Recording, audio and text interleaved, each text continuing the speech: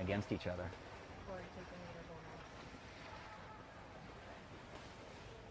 Race 7 coming up. Make sure you go to collegesailing.org, get your rotation sheets, get your results.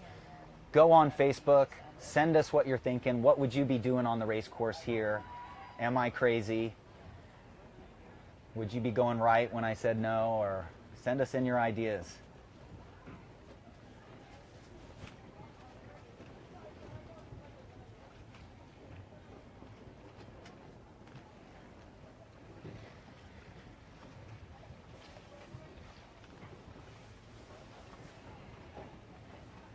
Okay, so right now what we've got going on is we have B Fleet back out on the water after a little bit of break. They're headed into race number 7. A Fleet is actually in here at the basin, rotating into their next boat number for the next set. So after every 2 races, the teams will rotate from one boat into the next boat, and that way throughout the course of the series with 18 races, each team should sail just about each number boat. And that's another way that in college sailing we standardize it, so that when it comes down to it, what we're really contesting is the skill of the athletes, the everything about their training, all of that is coming through, and we get to see the way that they've developed for some of them over the course of 4 years. We've got some seniors here that maybe made their first debut in a national championship in their freshman year, and having standardized the boats, what we see is the growth and development of their talent in different roles within the team. So it's pretty exciting stuff.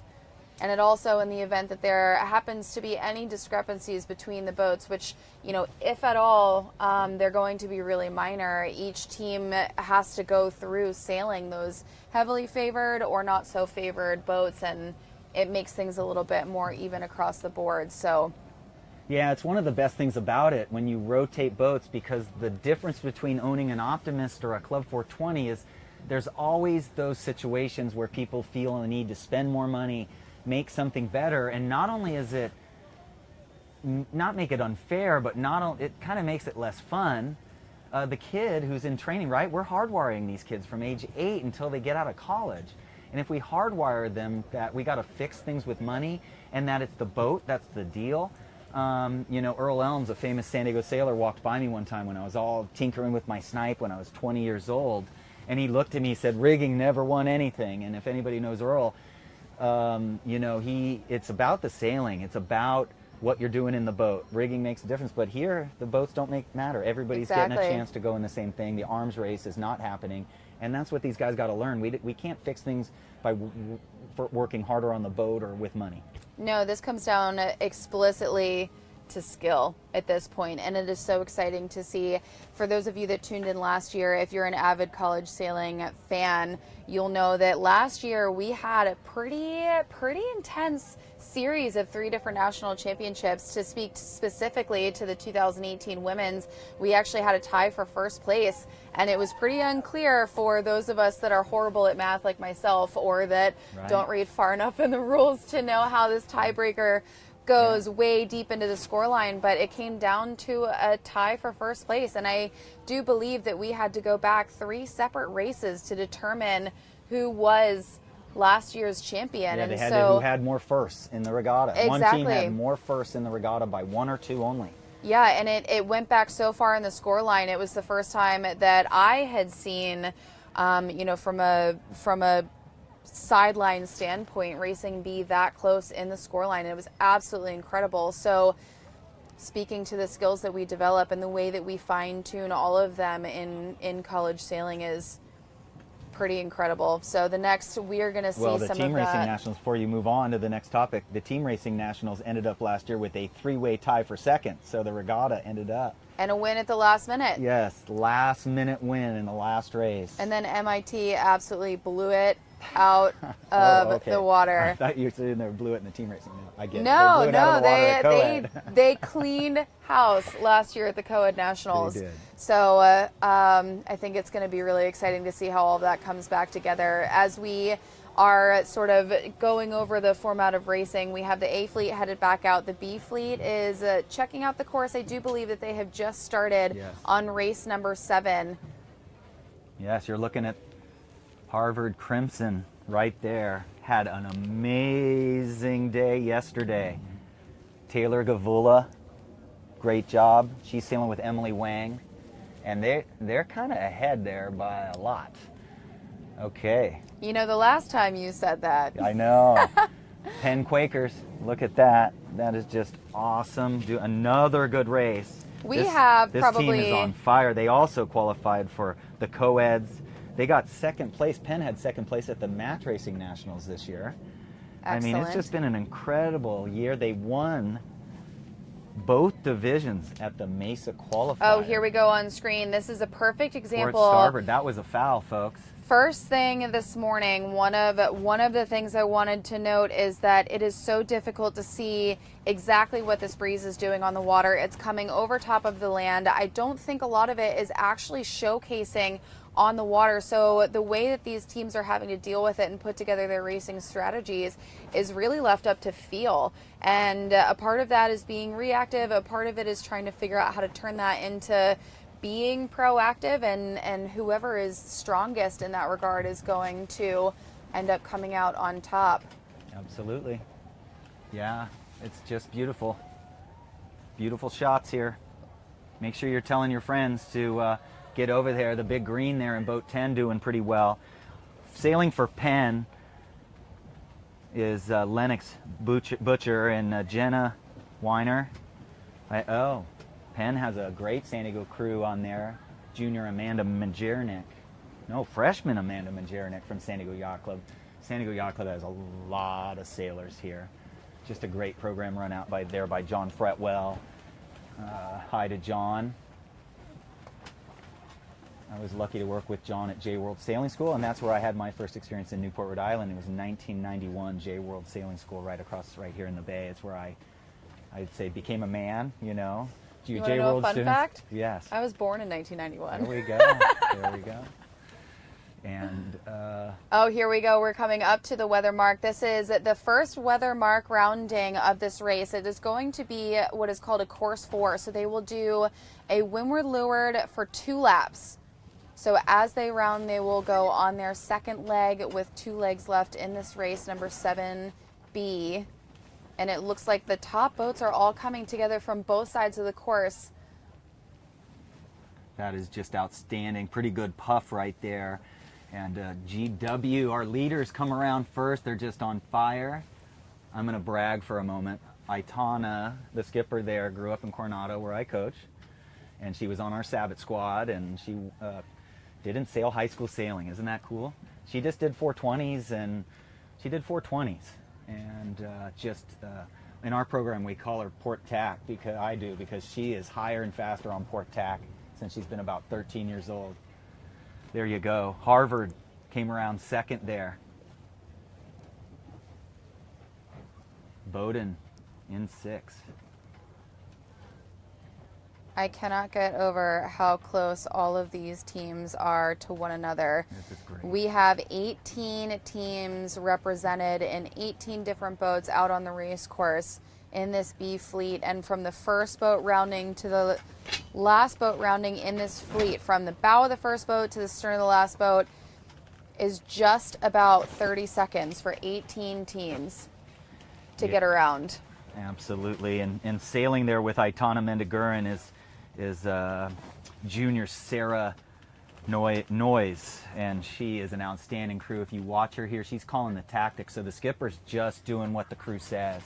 You know, there's a little ooch right there, folks. Rules 42 allows you 1 pump per wave, or ooching your body forward as long as you can surf. They are surfing a little there, so it's totally legal. As soon as you start to repeat that movement more than once, then you're opening yourself up to breaking the kinetics rule.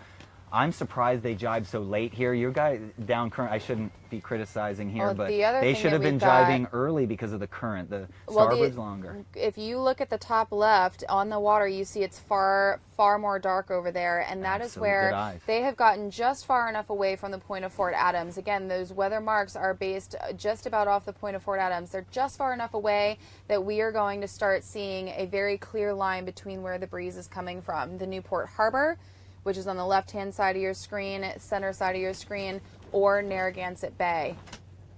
which is going to be out to the far right-hand side. Each of those breezes from those two different open areas are definitely having an influence over this race course. Yeah, and it looks like they're still shy of ley line, so Itana there, and nearest screen leader is looking good. I say Harvard's gained. Harvard is further downwind. I'm going to say Harvard is going to round inside on the right gate here. Look at that shot. Everybody should be on starboard here. They're just getting carried out to right to left on your screen. So look at that view. Oh, seven's not even going to jibe. Seven's going to lay the mark. So again, George Washington made the mistake of not staying on starboard long enough. Harvard, I bet, will not even jibe. I bet you they, as they jibe. I think we're almost laying on starboard with the tide there. But Harvard is definitely taking the lead. The race is on, everybody. I'm just going to go ahead and state for the record that we are so spoiled to be sitting here at the point of Fort Adams in Newport, Rhode Island, despite how chilly it is. Like, check out these views. This racing is incredible. The sailors are so skilled. The race course, the stadium area, it's absolutely amazing. And this championship is definitely, I think, going to be one for the books. This is exciting. George Washington maintained the overlap on the inside right buoy on your screen. Harvard had to go back the other direction. Everybody Big fighting. gain by the big green in boat 10. We've got bulk of the fleet fighting for that left pin mark for the course left side. So looking upwind, you can see just a very little bit that there are two sections of darker areas. That's where the breeze is most heavily on the water. The first is up in that Newport Harbor on the left side, and the second is a little bit off course, but on that top right hand side, that's the Narragansett Bay breeze. There's a little bit coming down the center. When it's strong enough from either direction, it seems to consume the course a little bit, but trying to identify which side it's coming from, when that side is going to take precedence over the other, and being able to react accordingly. Absolutely. I mean, I think now it'll be interesting to hear what the sailors tell me, but starboard tack is the longer tack now because they're being moved up the screen there. So those boats on the right are going to be should tack relatively early. To make sure that they don't overstand the mark or get too far leveraged out to one side there. I'm going to make a suggestion to the race committee if somebody's listening there. The gates are too close together. I hope they're right? not listening to our live feed while they're being race. They need to be race committeeing, not live feeding. Yeah, but the gates need to be 8 boat lengths apart, and so we have overlapping 3 boat length circles right now down there, and so they just need to widen those out a little so we have 2 very clear 3 boat length circles with a half a boat length or 1 boat length between. But I'm not criticizing. It's just that's what the sailors would be thinking right now. Those are so close together that if I come in there, I better have an overlap on one or the other because I can't call for the other side, and I could get somebody to call room on me for the other buoy. It can get confusing there. Yeah, this is the Nationals. I don't expect it to be easy. So you're going to see with the Z420s here, these boats are lighter. You're going to see them sail the boats a little bit differently. They'll even let the boat heel to leeward a fraction in the puff and then work it down. You'll see the boom won't get on center line as much. The sails are off center on this boat a little, so it's not a pointing boat like the FJ. It's more of a maintain your speed straight forward and then only feather up just a tiny bit. In the FJ, once we're up to speed, we're feathering hard. Look at that. Harvard is looking beautiful there. Harvard has a senior skipper here. Yes, a senior skipper, and then they have a freshman skipper. The rookie of the year in NISA, Emma Canetti, is the skipper for their A division. So they have the senior and B division. Teams will often do that because they'll put their best sailor up there in the B sometimes because then they can get a really low score for the whole event. And it takes pressure off the A division. Definitely. I don't think, I talked to Emma Canetti this morning, the Harvard skipper for A, and she didn't seem too stressed. She seemed pretty relaxed. I'm like, you're a freshman? Because I asked her, are you a senior? She said no.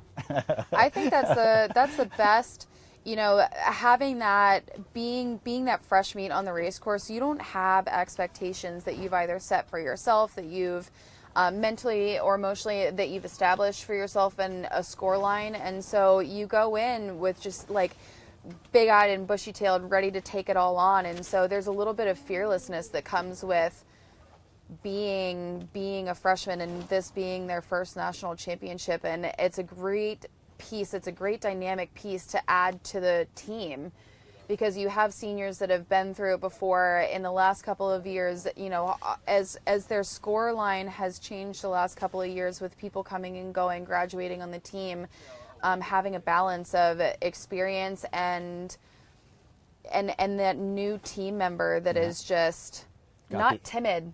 Got the fire. Yeah. Well, it's beautiful watching George Washington there, you know, working their boat so hard. It looks like we might have a lead change there. The Big D looks like they are looking good here. Harvard, GW attacking early right there because the easy lay line, and you won't see anybody hit this mark, folks. So Current we have sweeping them out towards the ocean. We've got the top boats coming out of the right-hand side again. So the overall theme that we're starting to see here with these conditions is that you can bank on at the start or at the leeward gate. You definitely want to get up the course early on the course left side. So for your screen, that would be the right-hand side of your screen, but it's the course left side. That's where you seem to get the early advantage. And then in between, there's a fine line between when you decide to commit to taking on that right-hand side, which has definitely been the favored side at the top end of the mark, by even a narrow margin sometimes. But it seems that there's something out there that's just breathing life into the leverage that these boats have. Absolutely. So figuring out in the overall length of that leg, where is it that you pick to commit? Yeah, again, we got Dartmouth there leading. Harvard and GW fighting out for second, third. Dartmouth's B team's Emma White, a senior, and sailing with her these first 3 races. You can see, if you go to the A Division Sailors at collegesailing.org, you'll see Paige Clark, a junior. Outstanding crew. Again, I'm going to criticize. They should be on starboard tack. It's just way longer. There they go. Great shot of Harvard jibing there. You can see how hard the crews work. Here we go. GW has them on starboard. I want everyone to take a quick look at the theme today is going to be trimming and boat handling. Taking a look at the way the skippers are working these jibs. There's 2 ways to control it. You can pull it forward and aft. You can also change the lead angle for the sheet as you trim by holding your hand higher or lower. Yeah. And both of those controls are going to help you drive the boat without the rudder. The other thing to note is, once again, boat handling. It's difficult to see exactly how dramatic the pressure changes are. You can see the puffs coming, but you don't know, how much higher they're going to be to the little pockets of no air. And so watching the way that these team members move in sync with one another, with even just as much as their shoulders, or sometimes they'll take a hip into the rail, or it's pretty amazing to see. But those little bitty differences is what really stands out in the overall marathon that these guys are on. Yeah, and another difference between the boats, first of all, the difference is that they just scoot downwind so much more beautifully than the FJ. But the crew's got their hand on the vang. The vang is actually led back towards the skipper so that both can adjust that control, whereas on the FJ, the vang's above the crew's head, which is, they can do it, but the crew's just sitting there with the vang, and as the breeze builds a lot, they'll snug it up, and as the breeze dies, if they get light, they'll just burp the vang off a little. So exactly right. Agreeing. Here we go. We are headed into the finish for race number 7B as race number 7A kicks off. They are just off of the starting line. So this is going to create some interesting traffic, as if there wasn't enough to deal with out on the race course for either fleet headed in either direction. Now you've got the added trouble of traffic to keep your mindful eye on, and also sort of what that traffic, the damage that traffic causes as far as sea state and turbulence for breeze. Yeah, and Dartmouth was not winning this race early. They just ground everybody down. They sailed great tactics, great steady speed. It's a dogfight there with Harvard. I think Harvard's going to come in. I think the pin end there's further upwind.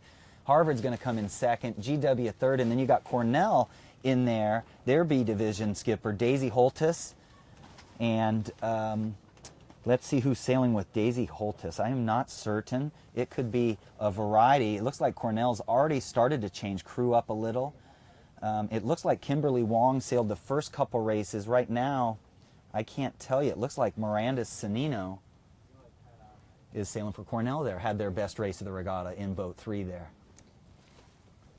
The conditions have changed just a little bit from when we began racing today. The first start was at 10, and it was a little bit lighter, but most importantly, the breeze was not as consistent. Right now, if you take a look at your screen, you guys can see across the board there aren't really many just like dramatic holes in the course where there's lacking breeze. You can definitely see where some of the puffs are, but earlier, to use one of my college assistant coach's phrase, it looked like Swiss cheese out on the water. It was very blatant where the puffs were and very blatant where they were not. And now what we see is that the breeze is pretty consistent across the board, especially compared to earlier. So I wouldn't be surprised that with that being said, some of the teams might take a step up in their crew. Everybody here travels with a lighter crew and a heavier crew. It's one of the ways that they can control their overall body weight, their speed, and be able to manage the conditions that are present. And so when you have conditions that are dynamic, like we saw this morning, having a lighter crew to manage the lows, it makes you a lot faster in the places that count, and then you figure out how to trim and adjust your controls accordingly. And then in breeze, when it's a little bit more consistent across the board, having your crew that fits the requirements for the overall team body weight you want in that boat is definitely the direction you want to go. Absolutely. So now we are actually going to follow race number 7A. And this is their first upwind. South Florida Bulls right there. They had an outstanding season. That program, Coach Allen over there, just doing spectacular job. Their assistant is Allie Deese. Their head coach is the famous Allison Jolly. I used to race against her in the 80s and 470s, and I often watched her stern all the time. The back of her boat, that is. Well, if you were close enough to see it, I would still call that a win. Stanford Cardinal there in boat 11. So sailing B division for South Florida's Katie Barnarth, and she is a sophomore.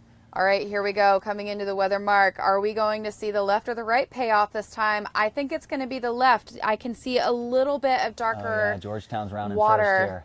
Yeah, a little bit of darker water this time up on the top left-hand side. So we're going to see the top few boats from that side end up rounding in first, but the bulk has come out of the right. It's good news for the Hoyas. They have really struggled so far. I'm sure that they're changing their game plans here. South Florida is going to pinch around. They'll make it easy with the current. And then, coming in there,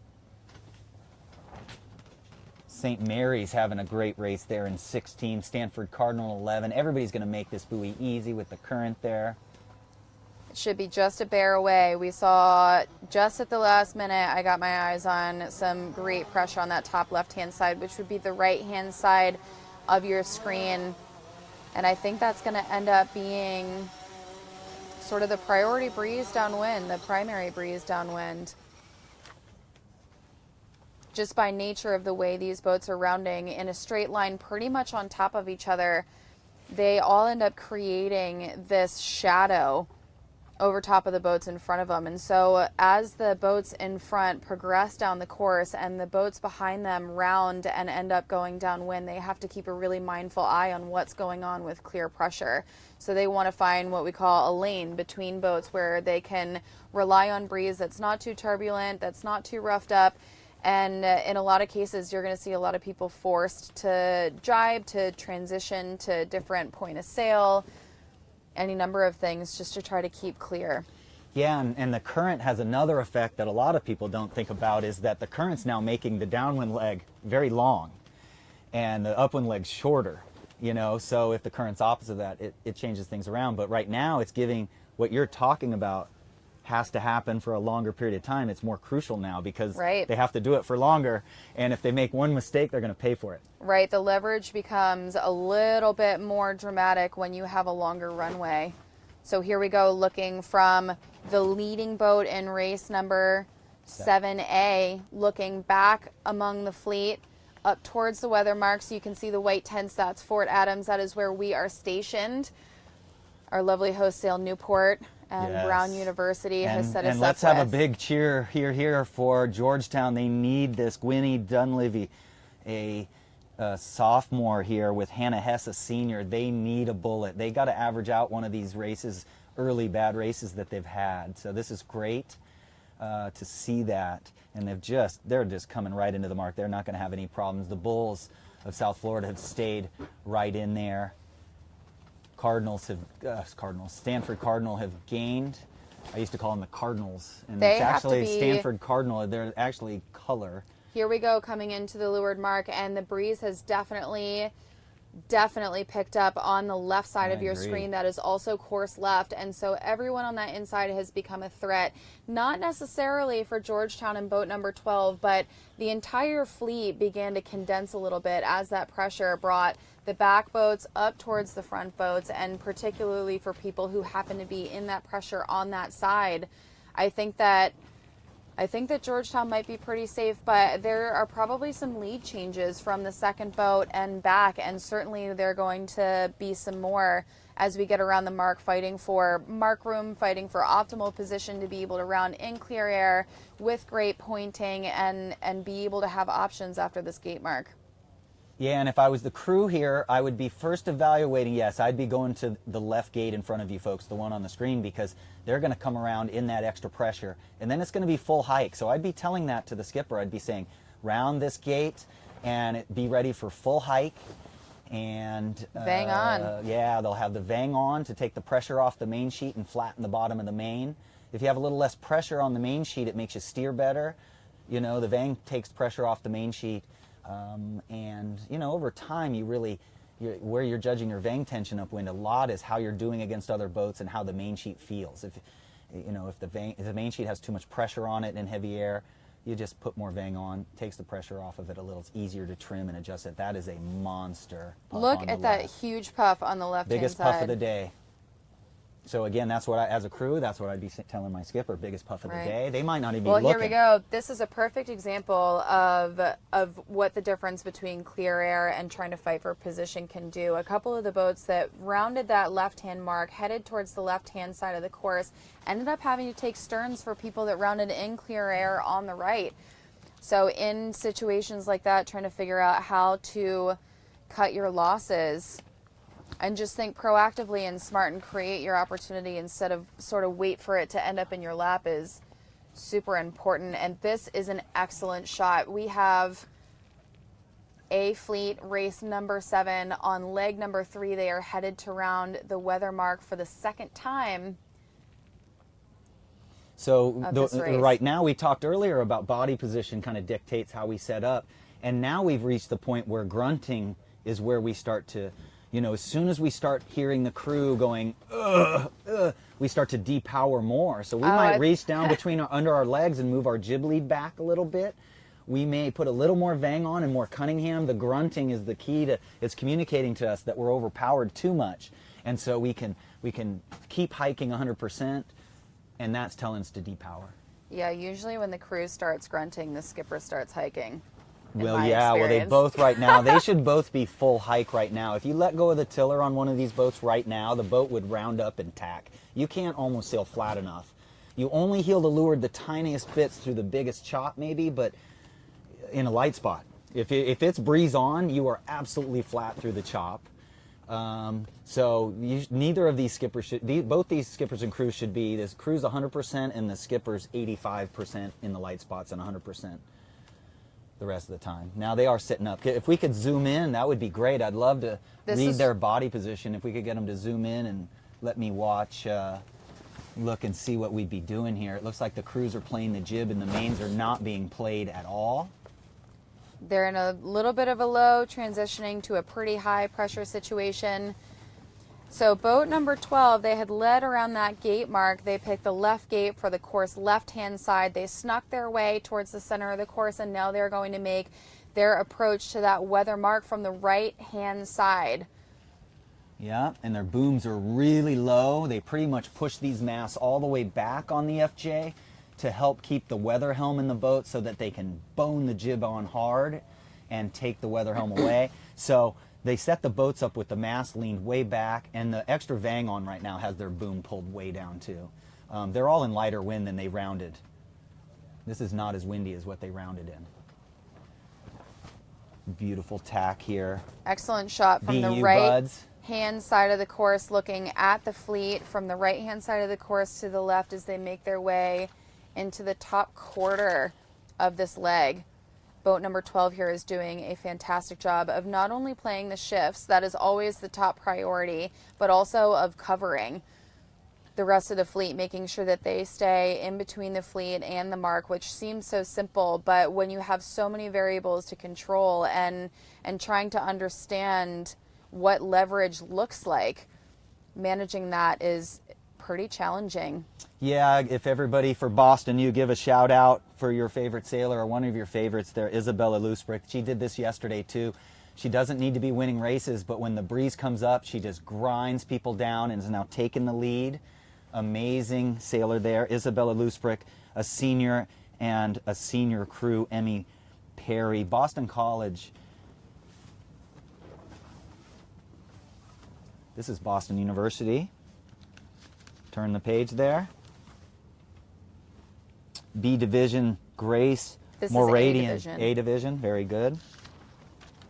Yes, Isabella Lusbrick there and Emma Perry. The thing about Boston is their crew are so deep. Tara Ferraris there, a senior. Emma Perry, a senior. That seems to be the difference for them. I'm here we picking go. them to do Speaking of leverage, sorry to interrupt. So boat number 12 had been leading all the way from that first mark rounding, and they just got a little bit. 17 was able to take a small piece out of them, leveraging on the right-hand side, ended up rounding in first. And here we go, downwind. South Florida hanging in third there.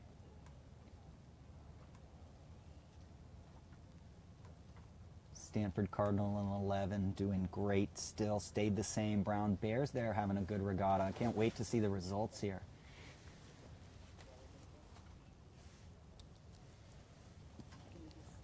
Watching these teams just on a simple bear away downwind, that seems to also be a bit of a theme.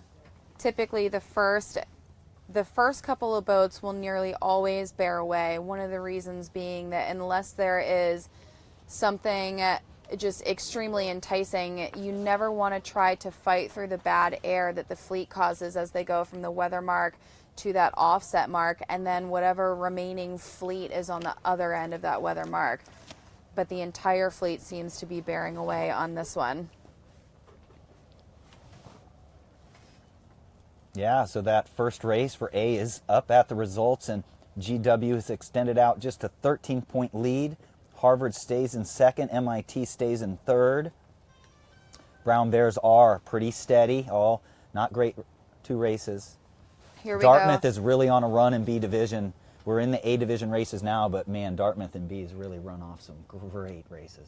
So we've got boat number 17, if you can remind me which team that is, taking a pretty big risk. They are the only boat thus far in the top half of this A fleet that has jibed.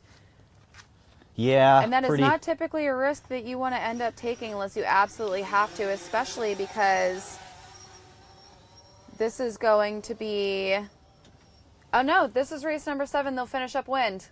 Excellent call. This is a course 5. So again, just to mostly remind myself and anyone else who forgot along with me, each set of 2 races will be sailed in one boat number, and the teams will rotate into a different boat number afterwards. So the first race is what we call a course 4. It's a windward leeward twice around, 4 laps. The second race is actually a course 5, so that the fleet finishes closer to Fort Adams, which is in the center of your screen where those white tents are. That is like our home mecca.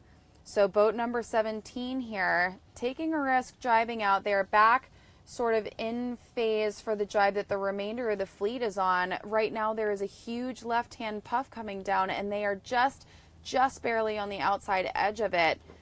Yeah, that's one thing you see from that BC team is they're all seniors sailing this regatta, and they just, the crews are doing so much tactics. It's amazing. I've watched these crews over the last 4 years and been impressed with them since they were freshmen, but they're willing to take risks like this even. They will not let anybody dictate what they're going to do. And then look at South Florida over there in 2, putting pressure on Georgetown here. This is going to be a Simo jibe on there, and 2 is going to really try to take second in this race. Dartmouth on the outside. Gosh, if Dartmouth gets a 4th here, I think they're moving up because MIT did have a rough race. I can't, after this next sequence, when we rotate, we will do a pretty comprehensive overview of sort of where the standings are. This is race number 7 for A that we have in frame now. Race number 7 for B has taken off. They're at the opposite end of the course. So very shortly here, everyone's going to come in to rotate, and we can get a pretty wholesome look at where everybody stands at this point during the regatta. So the Z420 B divisions have gotten around the windward marks and are in a big puff rolling down. You're looking at the A division here. Headed downwind. Again, this is the second downwind leg they have, or they're finishing.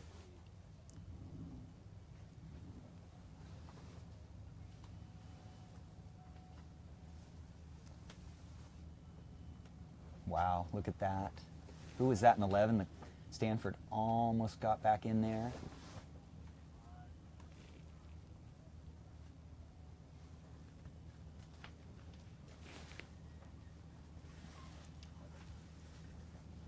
Oh, look at that. Newport, Narragansett Bay.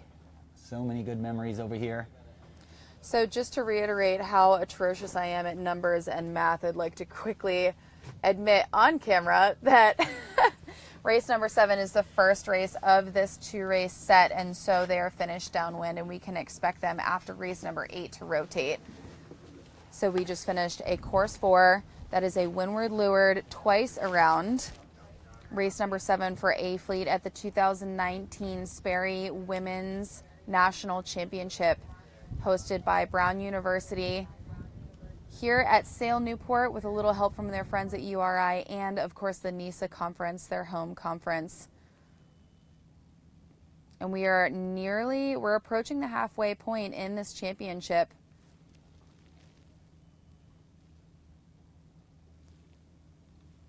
Race number 8 here headed downwind towards the leeward gate mark to complete their second leg of this race.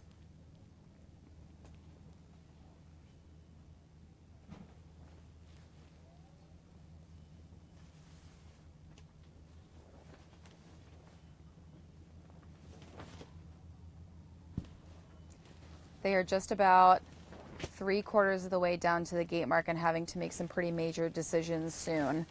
As we've seen in the last couple of races, some major changes have taken place. First and foremost, the breeze has gone from a little bit pocketed with extremely high pressure and extremely low pressure to being very consistent across the board.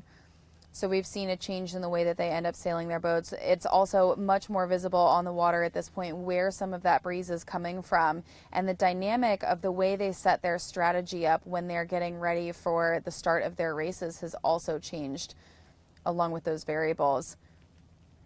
The first 2 teams split at the gate mark as we expect, but this entire fleet, this entire B fleet is actually split down the center between the 2 gates.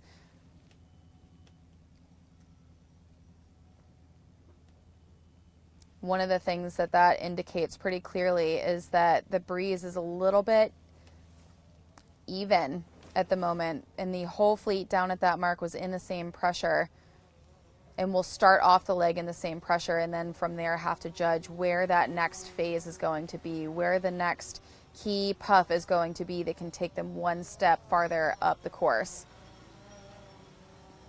It looks like that right-hand side is definitely paid off again. At the bottom end of your screen, that is the course right-hand side. At the top end of your screen, where you all see Goat Island, that is the course left-hand side.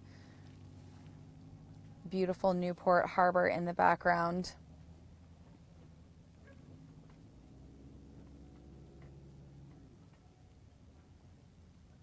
Starting to see some white capping.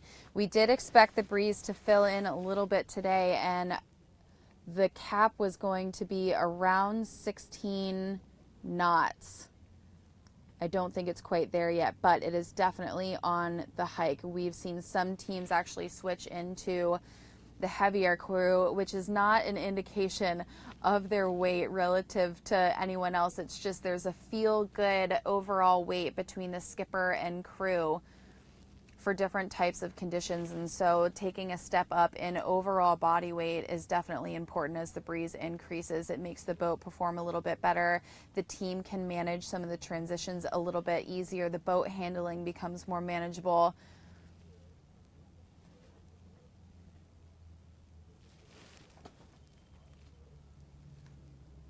As we follow boat number 4 here, you guys can see the transitions that these teams have to go through with every little wave, with every little change in pressure.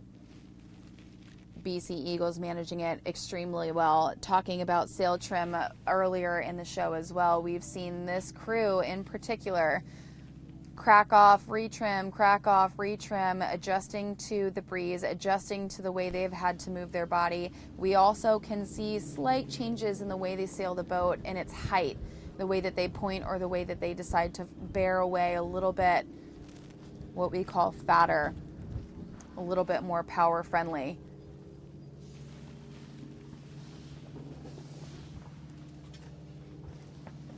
And here we go with some more pressure now, and they are inching out to go back into hiking. We can see them trimming all over again.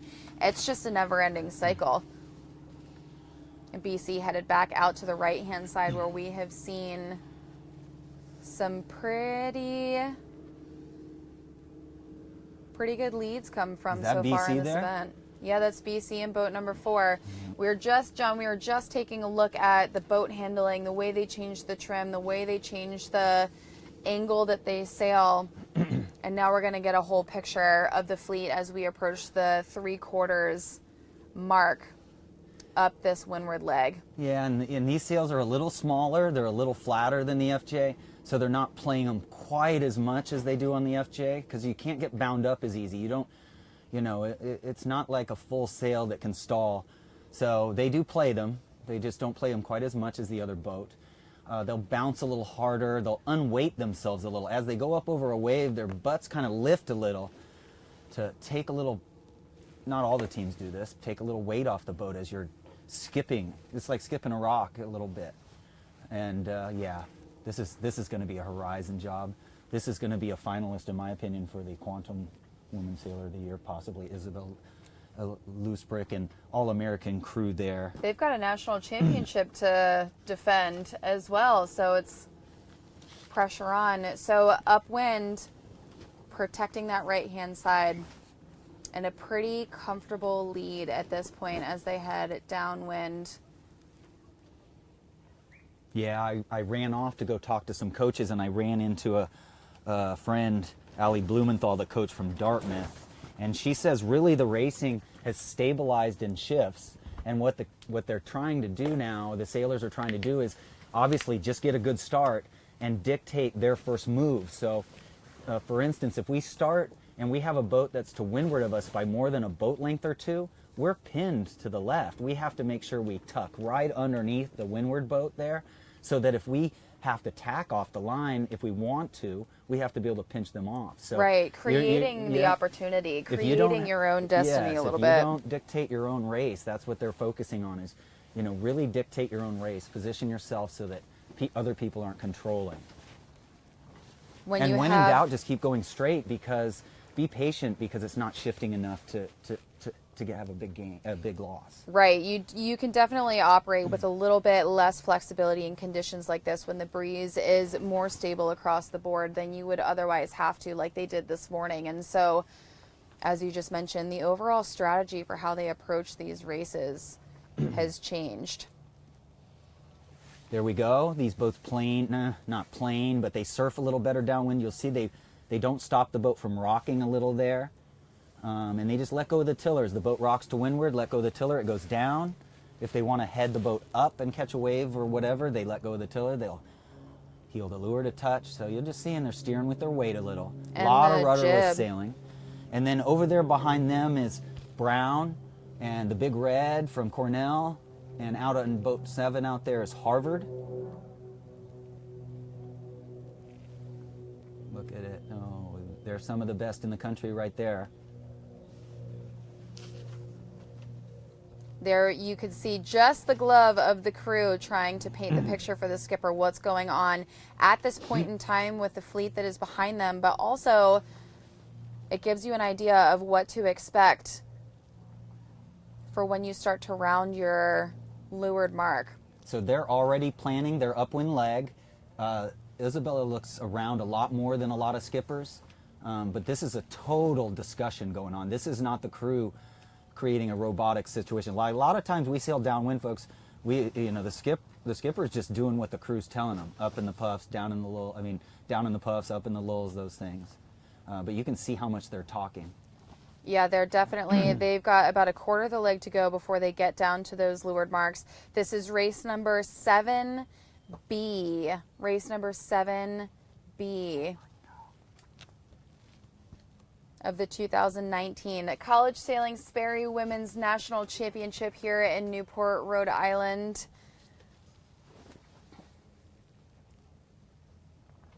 Looking back towards Newport Bay in there, where all the boats will start coming out of the sheds and covers coming off and boats getting back on the mooring balls. That's about as empty as you'll see this time of year, the mooring balls up there at the top of the screen. Here we go. Now, this is the first time so far today we have seen the right-hand side take that much dominance to where most of the fleet sails the downwind leg on port jibe. And if I was racing right today favored. there, Laura, I would be in about 14th place because I was bragging about Isabella. And and everybody from BC out there and everybody that are friends of these folks, you can now laugh at me. I will now praise Sophia Reinecke doing the Horizon job, and Tara Ferraris. She is outstanding all-American crew, I think, many times. And I don't think we've seen any crew changes, really. The wind hasn't changed enough, right? So it's probably that same team. Some of them have changed, I would imagine, at this point. Well, I can go to collegesailing.org here and click on the B division. Look at that fight for the right gate, right side. That is incredible. Outstanding. So that's lane management right there.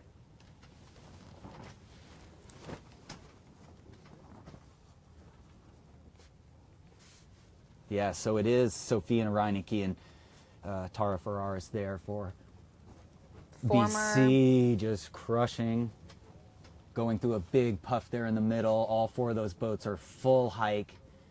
The vangs are pretty easy to adjust on these boats, so there you go.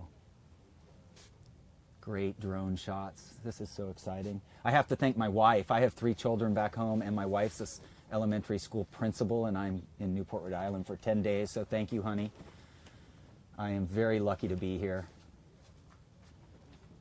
Lucky to live in Newport for some summers working for J-World. Some of the best people, Jeff Johnstone and John Olofsson and Nancy Haberland were my bosses.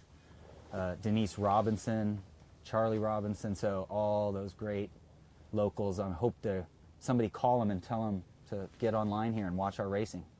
Why get online when they can come down to Fort Adams and hang out with the rest of us? Are you kidding? Yeah, behind us is Olofsson Pier, actually. My first boss at J-World was in Newport was John Olofsson in Olofsson Pier right here at Sail Newport, right behind me. No kidding.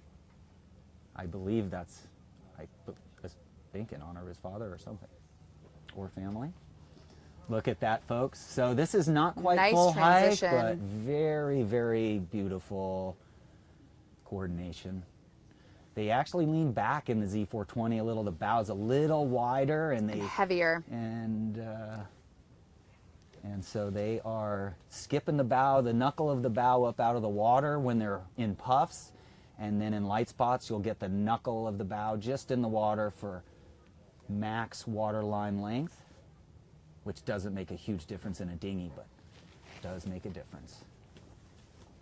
Sometimes okay, it just that helps you was sleep if better you have at a night. child at home and they want to get better at tacks, they could just go back on YouTube when this gets up there, and they could watch that tack right there and just watch it over and over and do it over and over.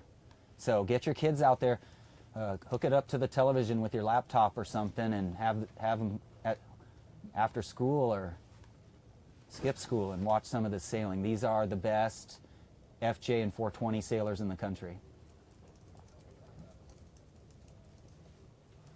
Okay, out on the right there. Right middle brown looks like they've done a good job there. Where are we in this race? Coming to the finish.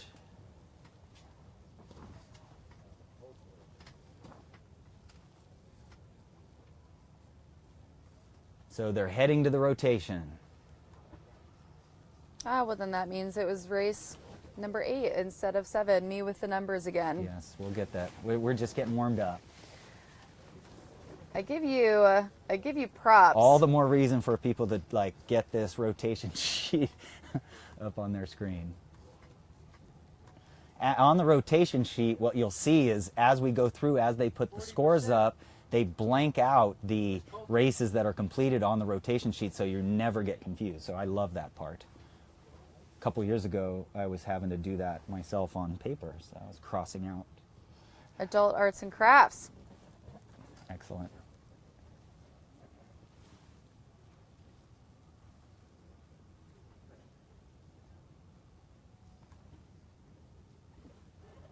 So, This is the A division, just completed a race number 8 and is headed in for rotation, leaving B Fleet out on the course to embark in their race number 8. And we are nearly halfway through this championship. I cannot believe it.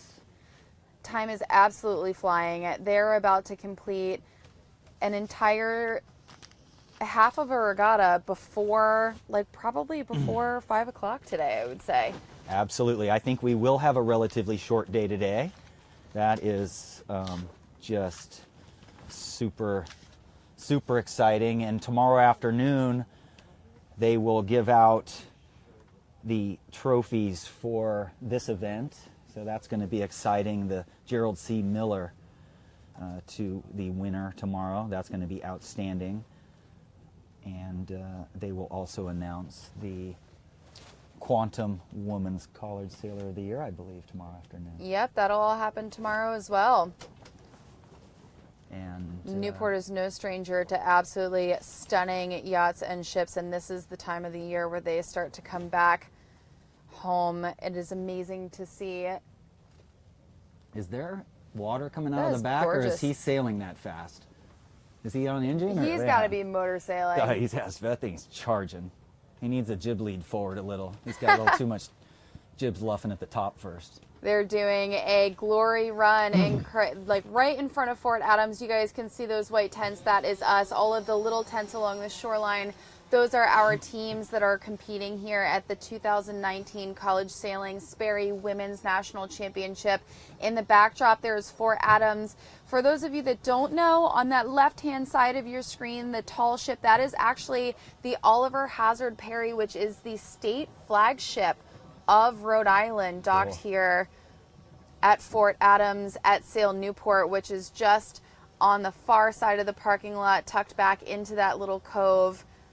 Absolutely stellar place to sail out of. This is also where the Volvo Ocean Race was held earlier this year, and then also in its last edition, the Oliver Hazard Perry being docked on that side of the dock with those Volvo 65s on the opposing side of that dock was just amazing to see the contrast between the new and the old, and two very different pieces of sailing. And both of those pieces of sailing are very different from what we're doing today.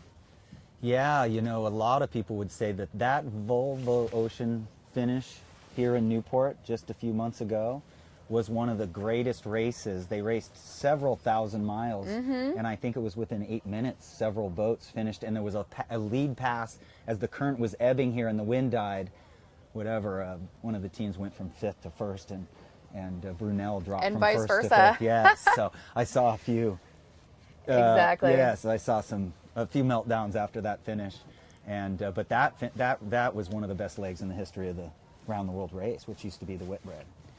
Yes, And Whitbread, the Volvo Ocean Race, now the Ocean Race, and some of the sailors I think we expect to see participating that in the future are even going to be here this week.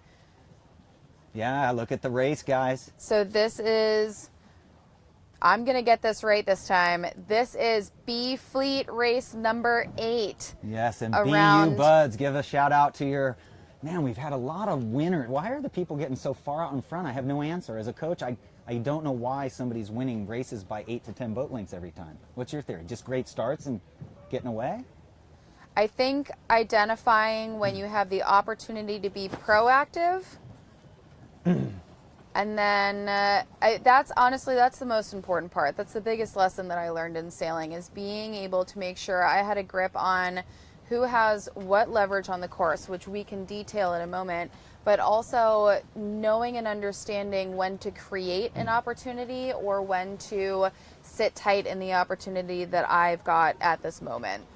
So when is it you take the leap to creating a new scenario for yourself? And it's a very fine line, because the way it backfires is pretty extreme. So when you make that decision is super important. As far as leverage is concerned, leverage is basically, when you're out on the course, leverage is something that we talk about when different boats on different areas of the course with different variables either gain or lose the ability or control over the entire fleet. So it's a bit of a tough concept to articulate, but basically when you are sailing on the water and you've got the breeze coming from one direction, potentially shifting to another direction, and then you've got current, you have to maintain a very, very clear understanding of exactly what's going on the course, because any one of those variables can contribute to one of your competitors gaining a little bit of distance on you. It can put them up in front. It can give them just enough to tack well in front of you, or even just enough that you're forced to have to deal with them in close quarters. So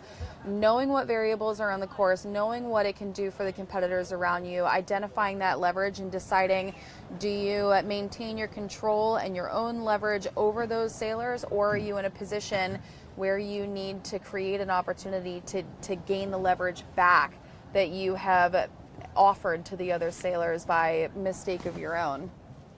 Yeah, so I think what's happening is these boats get off the line, they're able to leverage out to a side without worry, without pressure, and it just, everybody else is a little closer together with a little more pressure on themselves, and that one boat is just eking out each race a pretty good lead. I mean, Georgetown, the last race, was winning by 10, 12 boat lengths at the first mark. It's just, it's interesting. One of the other things to note, as the breeze becomes more consistent across the course, you're going to start to see the fleet take some more chances and spread out a little bit laterally, instead of being confined to one particular puff here and there where all 18 boats have to share it, or a number of boats in a small group have to share it. At this point, there's enough breeze to go around, and so people have the ability to spread out a little bit more. We're going to see the fleet get wider and wider and wider, seeking that clear air, knowing that there's enough breeze across the course to be able to accommodate it. So changing your strategy a little bit in that. And here we go with another course right-hand rounding. Does that look like St. Mary's or Penny?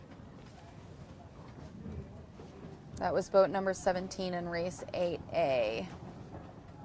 Oh yes, very good. I just was looking at the Penny, and we have the same leader there, BU. That's why I was confused. Coming around the other buoy, Charleston. It looks like that right-hand gate mark is pretty favored and considerably farther upwind than the left. One of the reasons that has not been fixed, and we definitely saw that in the B race that finished, One of the reasons that hasn't been fixed is that they had started this fleet, this A fleet, on the course as B was finishing, and once you've started, or if you have boats on that leg, they yeah, can't if you've got change boats it. on the leg, you can't change it. So finding a very narrow window of time to be able to accomplish that and even it back out is pretty challenging. It does look like they've spread them apart a little, so maybe somebody was listening there, because from that last bird's eye view, it looked like there was enough 3 boat length circles for each gate buoy and a little space, and that's what you have to have. It just gets a little too dicey. Who's calling room on who on which buoy if they're too close together? I'm calling room on everybody. Yeah, because one boat, yes. Look at that. Get all the room. This is a 3/4 hike for the crew and half hike for the skipper, so that's the way you want it. You want the skipper to not have to hike as hard so they can hold this tiller steadier, focus on balance. They're almost balancing their butt there, the skipper. You know, they're just kind of hanging there and just balancing themselves, whereas the crew's doing most of the work right now. The wind did not reach the peak wind we expected today. All right, Josh, nice to see you. Josh Isho from US Sailing checking in with us. Oh, look at that shot. That is perfect sail trim. If you see the leeches are just really snug and firm. They're not twisting off very much at all. That's standard FJ trim. They also have the same shape, which is super important. You know, not to get into the extreme nitty-gritty of sail trim. I think we might lose quite a few people. But in essence, when you talk about doing a puzzle, the pieces have to fit together perfectly for the puzzle to come together. And you can relate that to sailing in a way. If the shapes of each of your sails don't match evenly, then you won't be able to produce the boat speed and the forward momentum that you optimally could otherwise. So as they're trimming these sails, they want to make sure that they're set up so that they take a pretty similar shape. And here we go. We are about halfway, just over halfway up this weather leg. Again, this is race number 8A of the 2019 College Sailing Sperry Women's National Championship. A Fleet is currently sailing FJs with these Sperry logos, and B Fleet is in Z420s, both provided by Laser Performance. So BU there has Maya Agarup, a senior, junior, and she's definitely all-conference skipper. Emily Croteau, definitely all-conference crew more than once. She's a senior. So if you want to see good sailing, folks, that's what it looks like. And Maya's hiking just as hard. Traditionally, you'll see the skipper's head just a fraction higher than the crew's head. And sometimes you'll see Maya really grunt the boat down there. So they just going through a great puff. You see the roll tacks. The roll tacks are mostly to survive the tack that pumps your sails as you flatten it there and get you back up to speed. Yeah, and it's also pumps you back up to speed. The amount of effort that you put into that roll, the amount of force you put into it is also directly related to how much breeze you're tacking into or out of. In this case, they are once again back up underneath of the shore. They're pretty close. As you watch them approach this weather mark and the offset, you can see there's a little bit of a hole. They're still hiking. It's hard to see the water, the breeze on the water. They're right up underneath the point of Fort Adams, and so making sure that they roll to be able to get through a tack in a low pressure area to keep their boat speed as maximum as possible. Super important. Yeah, BC in boat 4 is going to come around second there. Let's see. And a bear away again. It's a port starboard there. Harvard there in 7. Brown in 1, having to take a little duck. 7's going to spin the tack right there because they'll make it with the current. Current's ebbing until 5 today, until 5:45 tomorrow. Pretty commanding lead right now as they head back down to the leeward gate marks. This is race number 8A. It is the second race of this set. So it will be a 5-leg race, a course 5. That means that they've got this downwind leg. They have to round the gate marks again, and they will finish upwind near those gate marks and then come in to rotate. Top right side definitely favored headed into this weather mark. The fleet has seemed to bear away. The back end of the fleet as they round are jibing leads me to believe that the first couple of boats don't quite have that pressure. I'd like to have seen them jibe a little bit earlier. It's what we, talk about, maintaining control over your position and the leverage that you have based on the position you've gotten yourself into. Covering is definitely the best way to do that. Still an excellent lead. There you go, looking across towards Jamestown. Looking out towards the ocean there. That's looking pretty much straight south. Big puff on the left side of the screen you see there. Looks like Charleston's hanging in there in boat 5. They're doing okay. Update on the scores here that I see. George Washington now still a 13-point lead overall. Harvard sitting in second. Brown Bears sitting in third, like I thought they'd move up. MIT has had a couple of rough races here. It's going to be interesting to see how this final race in this set shakes things up a little bit. We'll dive into the details of the scores once those get posted. It looks like this left-hand side of the course at this point still has most of the breeze. It hasn't quite made its way down to the front end of the fleet yet, and so this is what I talked about earlier, John, dealing with the situation that you're in or trying to create a new opportunity for yourself. The conservative play for boat number 17 here is to deal with the position that they're in and not overcorrect or not fish for something new at this point. They have a very comfortable lead. All they have to do is just make sure that they stay on the positive end of some of these shifts. What I'm really noticing about the results is the depth of college sailing and the depth of women's college sailing, especially with the work of so many people helping coordinate it for the last 10, 15 years. But there is only one team that has been in the top 11 every race, and that's GW. Every other team has multiples out of the top 10. That is remarkable. That just demonstrates the depth. It could demonstrate a little bit of the youngness. The thing I've noticed this season, it's been a fascinating season to follow, but you're seeing a lot of underclassmen skippering big events this year. A lot of freshmen and sophomores, and that's a good sign. That means our junior programs are producing, very skilled, confident sailors who can get through that freshman year and get used to all the studying and get used to the not being at home and all that stuff in the cold weather. And man, they're still here skippering. And if you guys look at the results, you'll see plenty of freshmen and sophomores going here. Major left-hand shift. Look at the angle that they just hit after rounding that gate mark. They are on the final approach to the finish line. I don't know if we can get a close-up of the leaders on the drone, but I'd like to show you guys, if I could, watching the foot of the jib and the deck, because you're going to see what we were talking about earlier. I was watching it on the first beat. They were playing the jib upwind and not playing the main. This is full height conditions out on the leader. I think we're going to end up seeing attack here pretty soon. As the leader, one of two things: they definitely do not want to fight through the center of the fleet and deal with dirty air as they make their way back towards the center of the course. Two, they also want to make sure that they stay between the fleet and the marks. And again, that sounds so simple, but as long as they are headed in the same direction, in the same phase, and in the same area as the fleet behind them, it's a pretty good shoe-in for having excellent coverage for the remainder of the leg. Here we go on a big tack. They're going to hike hard. The jib will stay a little loose.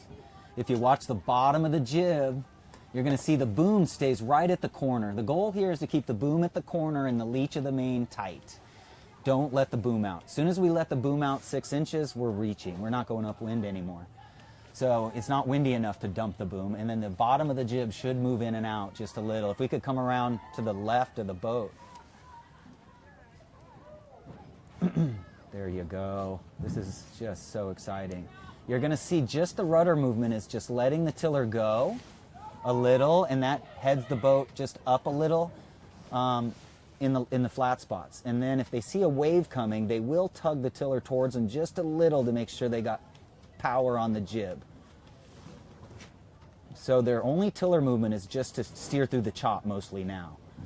When they've got waves coming, they make sure they're not too high on the wind, and when they've got flat spots, they're squeezing. Another part of that tiller movement is just, it happens organically to some degree, the way the boat ends up moving in reaction to the waves that it goes through. So the little minor bounces, that's what that is. But they're also working up, again, the top end of the course, underneath of the point. They're working into an area where it's incredibly shifty and puffy and difficult to read as the breeze is coming over top of the land. And so some of those major tiller movements are correctors. There's a certain sequence that you end up correcting being overheeled or overflattened, which relates to being overpowered or underpowered. And sometimes you just have to resort to the tiller. It's not the preferred movement or first response to scenarios like that, but sometimes it's your only resource. Yeah, I think Maya's a laser sailor. You'll often see laser sailors she's not out hiking her crew, but you could put blindfolds on that skipper right now. She doesn't have to see. A lot of times you want the skipper's head above the crew a little and have the crew doing more of the work, because then the skipper can see the telltales better when they take the glances at the telltales. But the skipper there is just, her head's low, and she should take her elbow and just push the crew out a little there. No. You are seated next to a proud member of the crew union, and that is absolutely not kosher for me. No. One of the other things to note is that there are several very different styles of sailing. So in this case, we see the skipper is hiking a little bit more flat out. The crew in this case is balancing the weight. That is different per sailor, but it's also a little bit different per boat. In this situation, they're in FJs. And so in the FJ, one of the big differences in the jib trim, aside from most things, is that there is no cleat for the jib sheet. So as the crew is moving in and around the boat, they also have to be very conscious of the jib trim at that point in time. Sometimes the jib trim adjustments happen in direct relation to the way that the team has to move their body weight. And so that being said, sometimes it's a little bit easier to have the crew do both of those things at the same time. Yeah. And that just depends on the team and what their preferences are and how it works. Well, you can tell they've crossed the finish line. They're happy and great job. Boston University dinghy sailing called the Buds. And there's a J24. I'm mentioning it because J24s were built here first. There's a J24 called HJ, sailed by a guy named Dave Curtis for many years out of Marblehead and all over the world. HJ stands for Horizon Job, and everybody, you just saw one. BU just had a Horizon Job. I was hoping you would get around to defining that a little bit quicker. Boston College, there we go. For our more Took filthy-minded second there audience. in 4. Dartmouth, Dartmouth is moving up, moving on up. In boat 10 there. Great, going for rotations, folks. Yale Bulldogs hanging in there. I got to tell you, I'm really shocked by the diversity of scores. I thought that we were going to have 3 or 4 teams sail at the top the whole time. But there's just a lot. It's a marathon. It's a marathon. We have seen the conditions change 2 and 3 different times today. And so with 18 different teams on the water, that is 18 times 2 is 36, right? That is 36 different sailors on the water. Each of them have their own particular strengths and weaknesses. So with every set of conditions, you've got a different combination of strengths and weaknesses between the skipper and crew on board, and that poses for some pretty incredible racing. You see people sort of move up and down depending on where they seem to fit best in the overall conditions. And being that it is a marathon, we're just about halfway through. It's trying to maintain an even score line across the board and trying to just do your best and manage your weaknesses and not let them get the best of you. So absolutely. And the other thing is 36 races. If you average 1 place better each race, 36 points less will move you up into 8 or 10 places. So every single point matters if you can average 1 boat per race, or vice versa. If you average 1, you're going the other way. Yeah. And so it is such a long event. It's so unique that average score is crucial. Absolutely. So we are complete 8 races in, and we're going to take a quick look at what the overall scores look like. At this point, we are still waiting for the rest of race 8 in A fleet to be keyed in. They are just now getting the last couple of boats across the line. They will come in to rotate and then head back out on the water. So at this point, we've got George Washington Colonials leading the fleet. Second is Harvard, Brown in third, MIT fourth, Boston College fifth. And it looks like we do have, you know, there's a couple of different gaps in the score lines here, anywhere from around like 10 to 15 points. That isn't all that much considering how much racing is left in this scoreboard, particularly because we don't have race 8A in quite yet. Yeah. So we have 10 races, 10 sets of races left. So 20 overall races, 20 opportunities to be able to make up whatever that 10 points is. And if we have conditions tomorrow like we did today, knowing that teams struggled to keep a very, very consistent score line, I don't think that we can really count heavily on, you know, knowing who's going to end up in those podium positions anytime soon.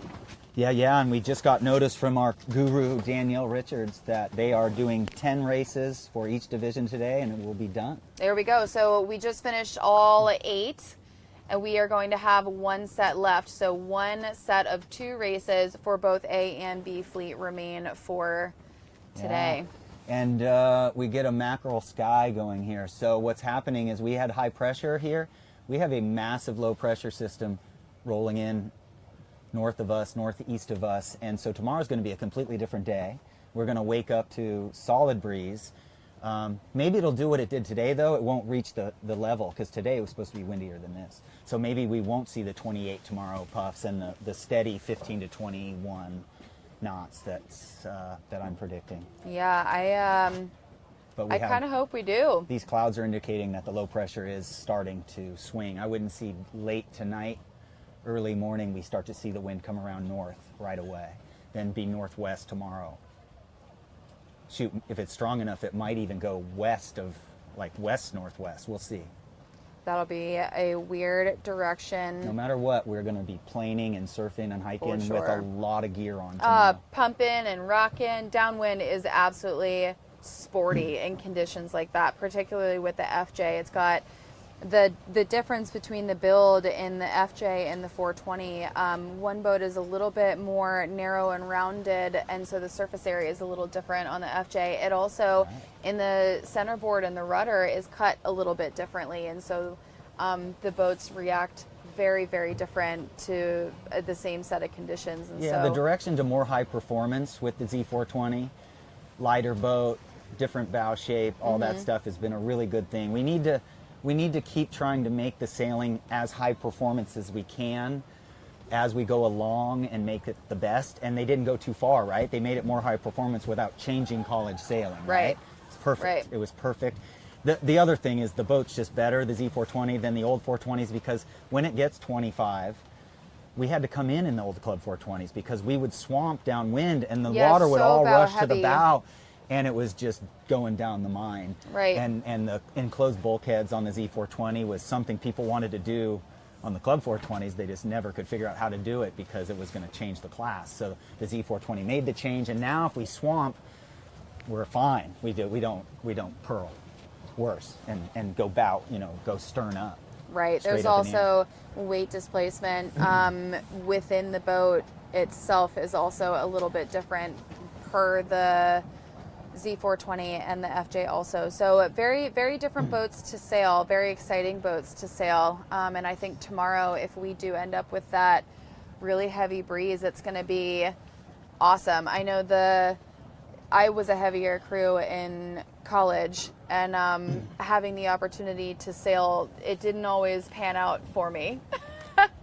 I became the snack fairy at many an event. The snack I also had to sit in low priority seating during van rides, and it was just because I wasn't the most tired. I wasn't, the one who is going to have to get up and work hard, or I didn't get up and work hard. But in any case, I think tomorrow is going to be another really excellent display of the skills of the sailors here. Yeah, we're looking at Harvard coaching their team there, boat 6 for the next race. What race are we doing next? I don't want to mess it up. So we've got we're headed into race number 9. This is the halfway mark of the event, and we have one fleet out on the water, headed down to the race course, receiving final, little votes of confidence, maybe some emotional support, for better, for worse, depending on how you need it out in the water.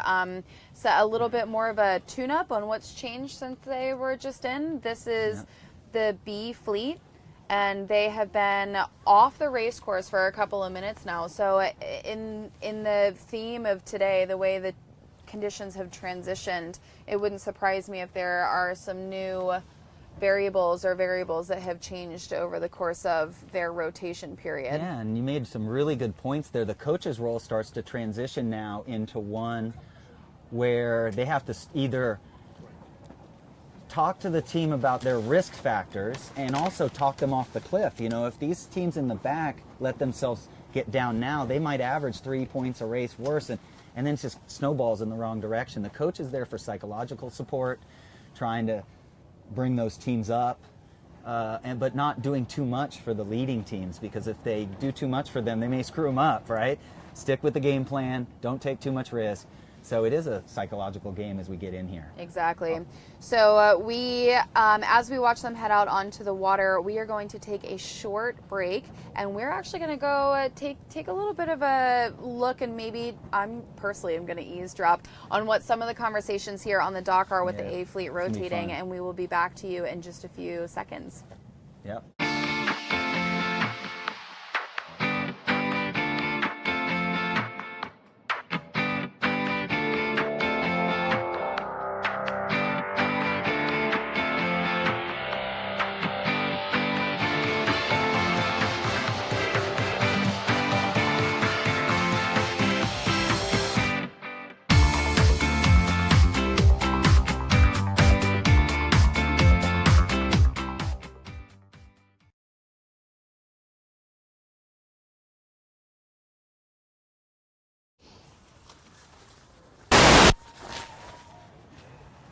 For those of you watching from home, if you have or have not been to Newport, there is absolutely one thing that stands out about this city, and it is Goat Island right here. This is Gurney's Newport, an absolutely stunning hotel and resort here on Goat Island. And when the new owners actually took over Gurney's, they said, where are all the goats? And no one could answer them. So the new owners went out and bought 2 billy goats that they keep in a little pen. And per Newport standard, they built an outdoor hut for them to live in within their little pen. And the first model came out. It was supposed to be a replica of one of the mansions here, one of our historical mansions.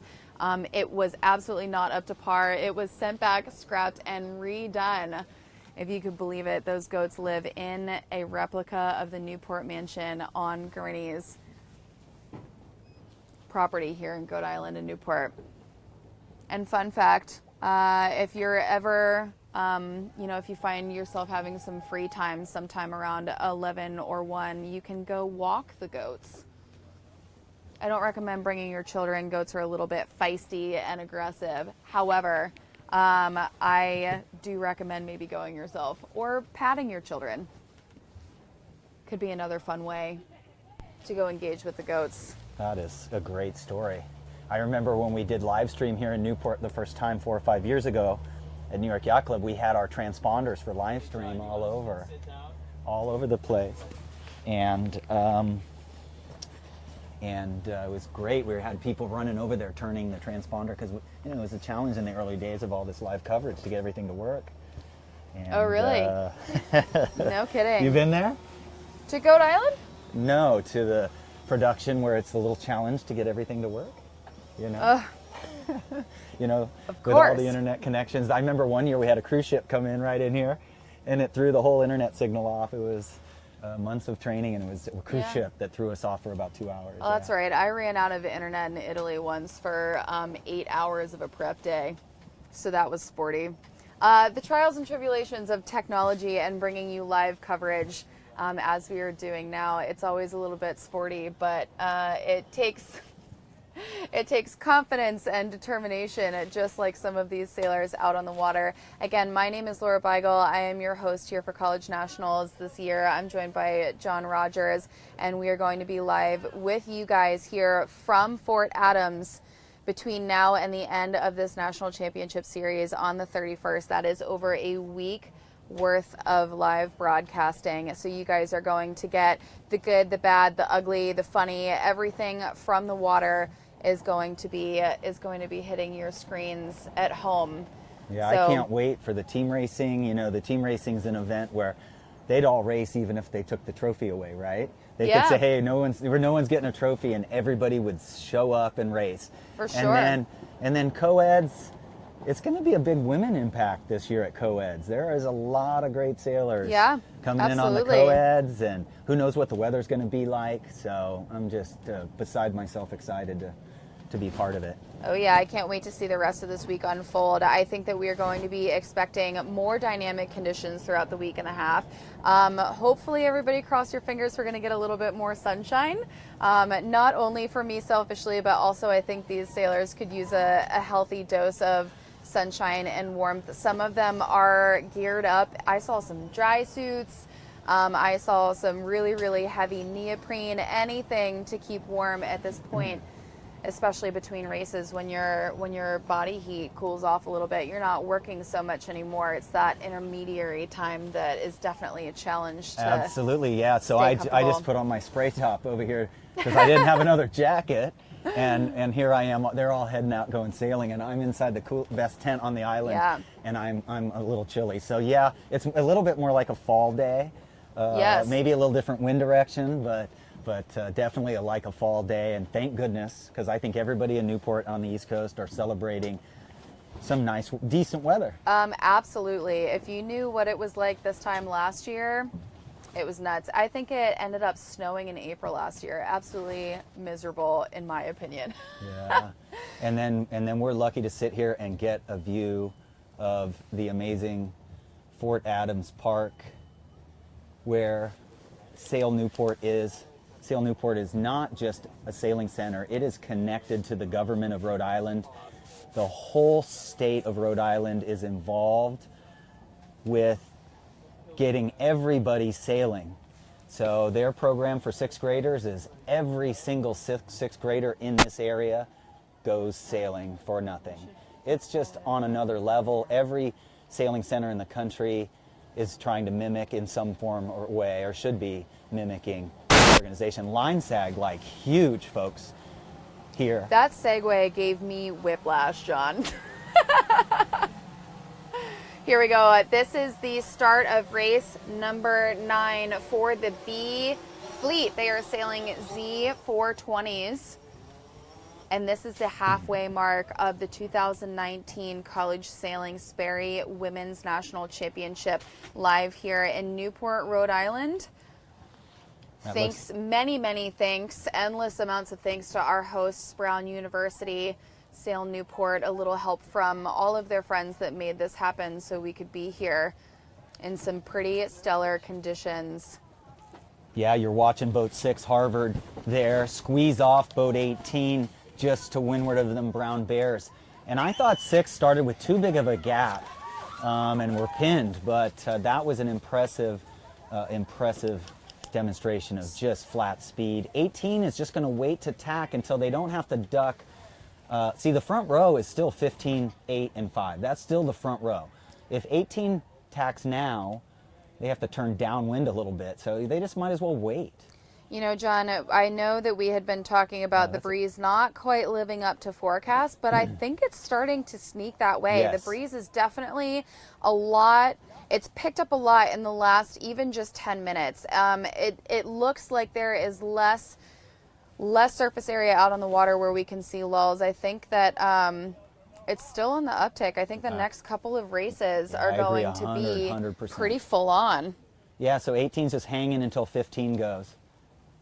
You know, there's no reason to tack. It looks like the same thing's happening. The people that start a third of the way up the line come out the best. You know, they just, for some reason, they're able to hold up there really nicely.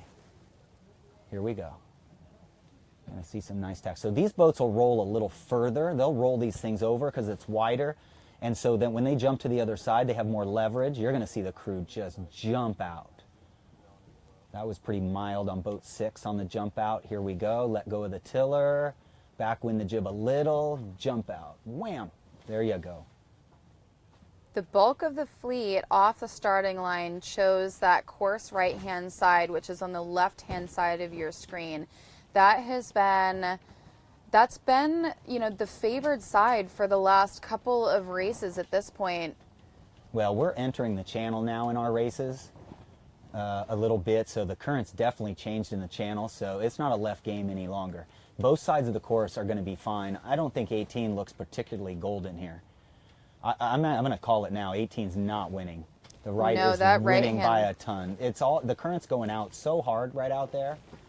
It's lifting them straight up wind. So if we got 1.4 knots of current over there, we have 1.4 knots more wind, and you might not think that's much, but it makes a difference. Yeah, I think the other thing to note too is that we talked a lot about the breeze and the way it sort of moves around the land, but to give a better idea, my favorite phrase that my dad taught me when I learned how to sail growing up is that the breeze, the wind, the air, it moves more like a liquid than it does like a gas. And I said this last year.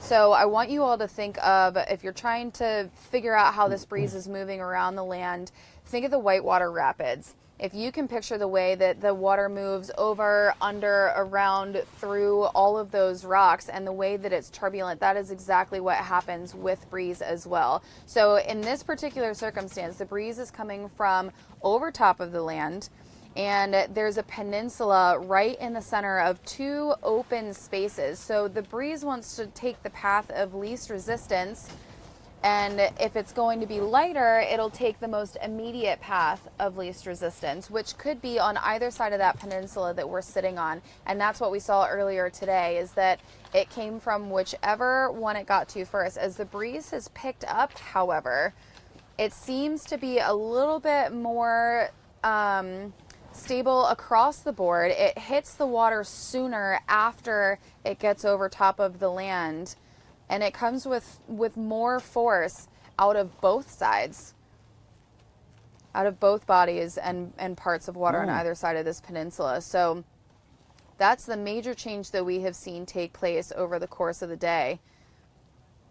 And as the breeze continues to pick up, I think that we're actually going to see it come more and more and more out of the course right-hand side, which is the left-hand side of your screen. That is where Narragansett Bay runs out to the ocean. On the course right-hand side is where we head into Newport Harbor.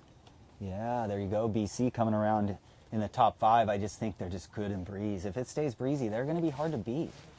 I don't know where they are in the results. I'm on a different screen here.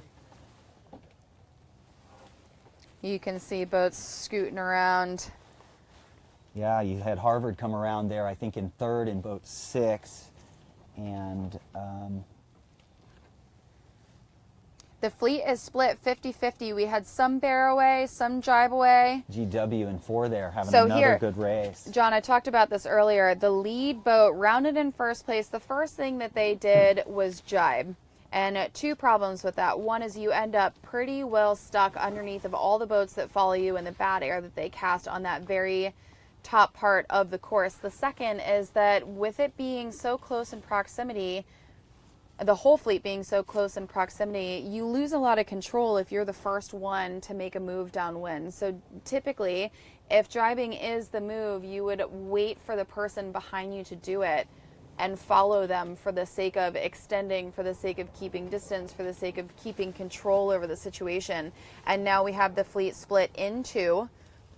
and the former lead boat is smack in the center, and I don't know how it's going to turn out for him. Yeah, I think the crew was calling for a jibe because they thought they had a big enough gap. It's very common to come around if you've got a big gap, jibe, go out a little ways, and when the other boat comes around in second, you jibe back, and it essentially puts you more in the center of the course most of the time, unless you're laying the mark or almost laying the mark. So it is a centering move.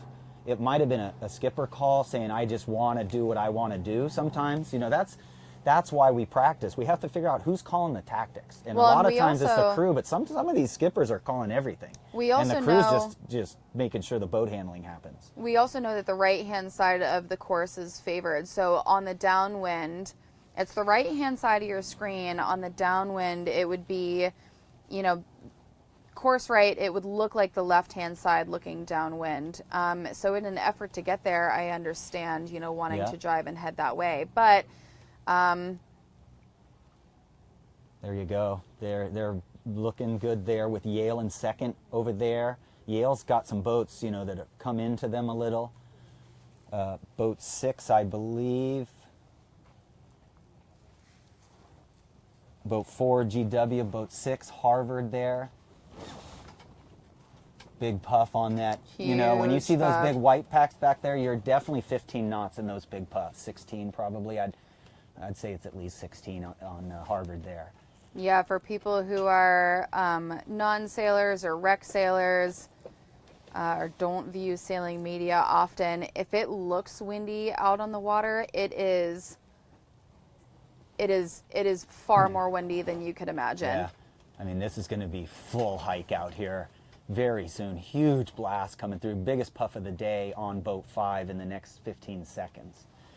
And, Stanford and Yale really need good races. I mean, Yale's in 8th right now, Stanford in 13th. That's not Yale's expectation. Stanford, I could argue they're a little young still. I think Stanford is on the up and up in all teams. But Yale definitely is not what they need a good race. George Washington having another good race. So this is race number 9. It is the first race in a pair. This will be a course 4. That means they are halfway through this race at this point, having rounded these gate marks. Yeah, and the results showing GW's put 2 more points on the fleet. They're up by 15 now. The Crimson there at Harvard, very close with Brown. And then there's a little gap between Brown and BC, but BC's on the up and up. They had us, 8-2 in the last A division races.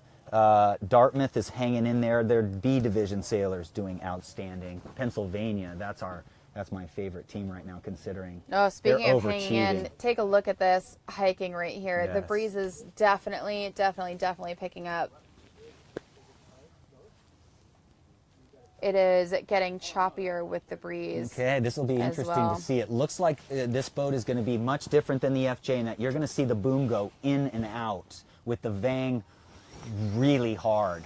If they can't hike the boat flat, they'll pull the vang on until the bottom of the main is just like boarded out pretty much. But the boom vang on and the main sheet's just like a weather vang. Oh, you could see the drone fly across there. We are very lucky to be here with Degan Media and provided by U.S. Sailing and our drone operators. They do a lot of work in the ski industry.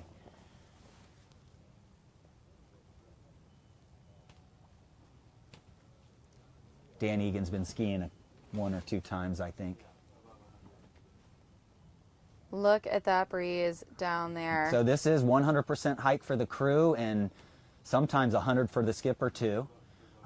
These boats don't mind being a little heeled to leeward. They don't mind a heel and then grunt it flat and coast. I don't see the boom moving much, but I see it moving. Who's that going across in boat 14 there? They looked really good. What a great way to end the day. Yeah.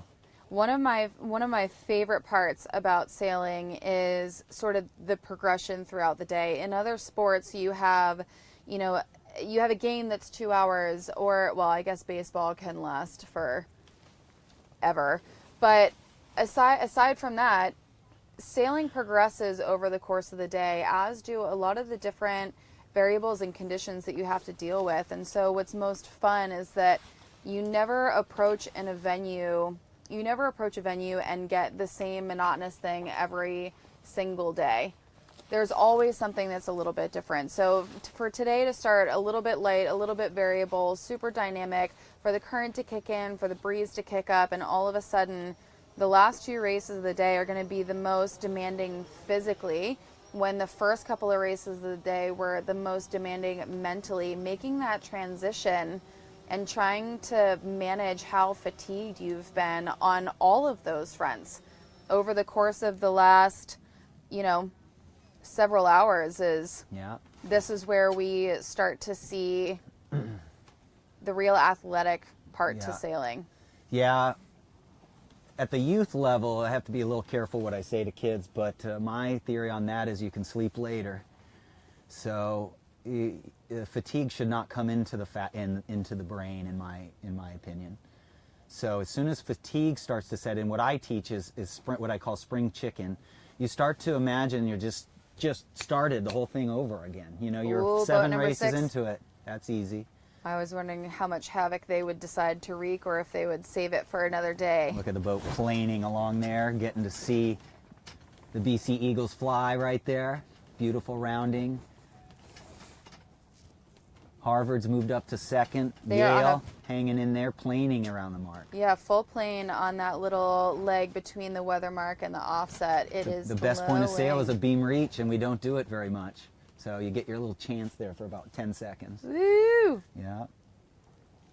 Stanford Cardinal. Charleston. There we go, around the weather mark. I wonder who's sailing And they are headed B down, division for Charleston. They're headed down to the finish at this point of race number 9.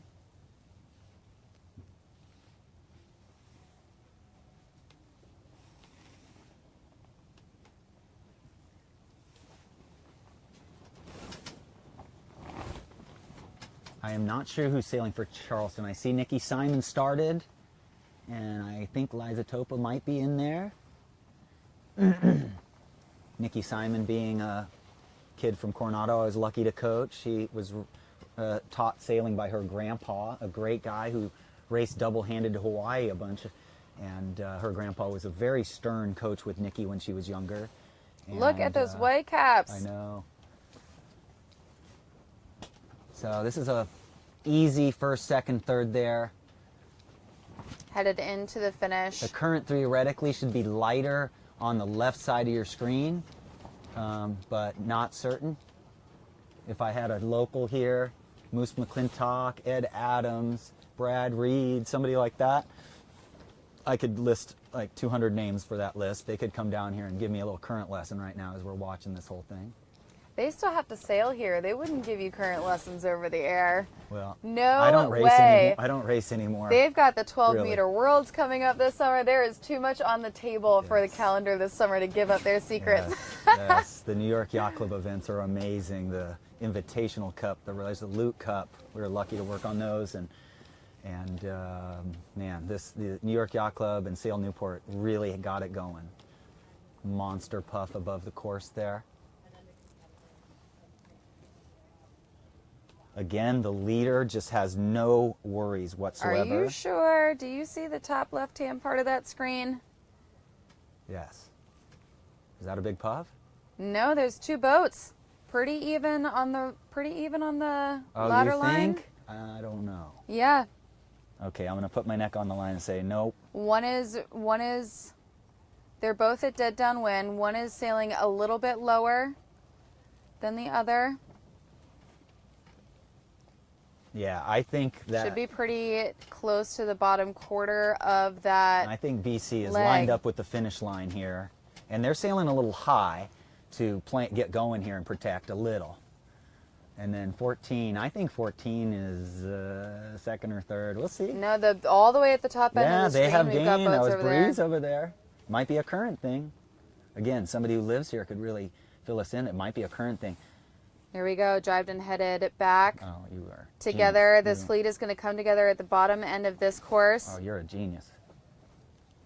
And the boats that jibed at the top end of your screen are sailing at a What sail hotter number is angle. that? A higher angle, they're going to have better boat speed. They're also in pressure. Is it going to happen? High Here we five, come into the girl. finish. High five. There, are they closer to the pin of the boat? Here we go. Oh, you just absolutely Picture brilliant. Who was that? finish for that one. A last minute Is that jibe, 11? a last second jibe for boat number 5. I think that is going to be a photo finish for that race. We're going to have to keep an eye on the score updates for that one. If that was boat 11 that won that down there, that was the Big Green of Dartmouth. Great job. I think George Washington was in there, so they're still holding on to the overall lead. You see them finishing and stopping, heading towards their coaches. Oh, that was amazing. Great call. High five. Oh, man. So that means 9 races down for B Fleet. And race number 9 is currently in progress up at the weather mark with A Fleet. And we are just about halfway finished with the regatta. Can you believe that? Yes, it's just Newport is coming through this week for weather and wind, and we're going to be pretty happy for the next few days. Yeah. I mean, I just don't see anything light coming at all for the next week No, and a half. I but think we can who knows? expect glamour all around, which is pretty That big low pressure exciting off the stuff. coast is going to dictate what happens for sure. We'll see what happens to it. Absolutely. It's not, hey, you know what? This is a national championship series, and it's not a national championship if the conditions don't really put these sailors through the paces. I think the women's nationals fleet, they were really dished some tough conditions today, and ones that changed pretty consistently throughout. So, you know, with race 9 complete in B Fleet, let's take a look at our results after 8. Oh, we've got race number 9 has been keyed in. So we have current results after race number 9 for B Fleet. John, if you want to give us an overview on those. Oh, yes, there we go. George Washington is dropped down. Harvard has gotten closer, so they're only 9 points in second. And Harvard has extended on Brown. Brown had a rough race there at 126.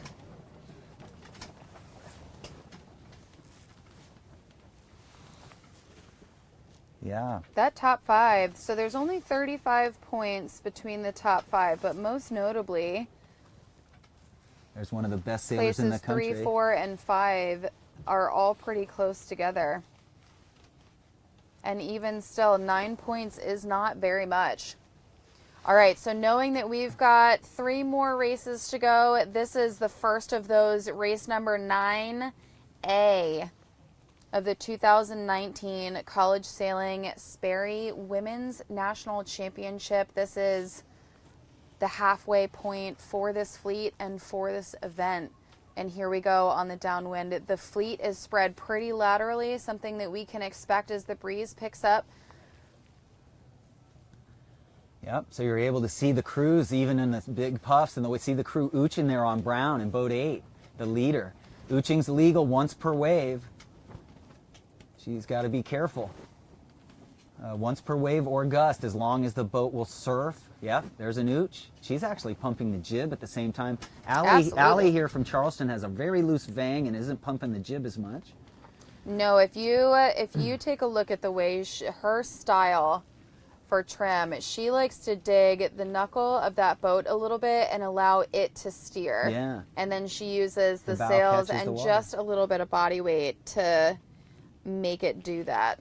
Yep. Wow, Very, this very is spectacular stable. right here. So Charleston there, right in the foreground, close to you. Brown in a very precarious spot, potential watermelon seed in there. Just really in a tight spot, working as hard as they can. Scenarios like this are scenarios that I do not like being a skipper in.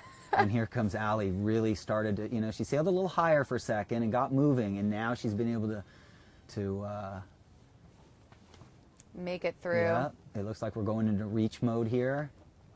Trying to get up underneath of the fleet, and one of the things that they're attempting to do is consolidate back towards the center of the course, but the other is if you guys take a look at the water on the top part of the screen, you can see the different darker patches. That is fresh breeze coming down the course, and to be able to get a piece of that and come back in towards the marks, that was a necessary we're going to hit drive. a buoy here. That'll be a penalty turn.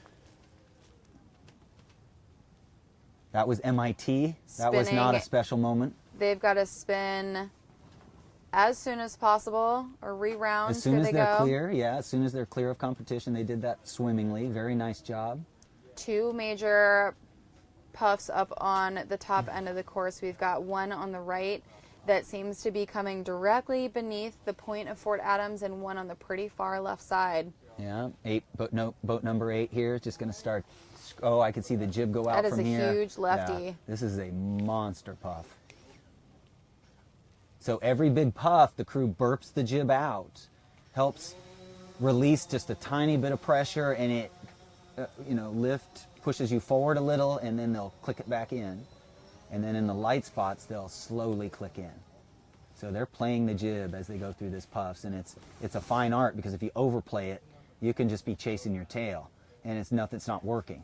Right, you're creating your own problems and then correcting to deal with them. Stanford Cardinal there, I believe, in 10.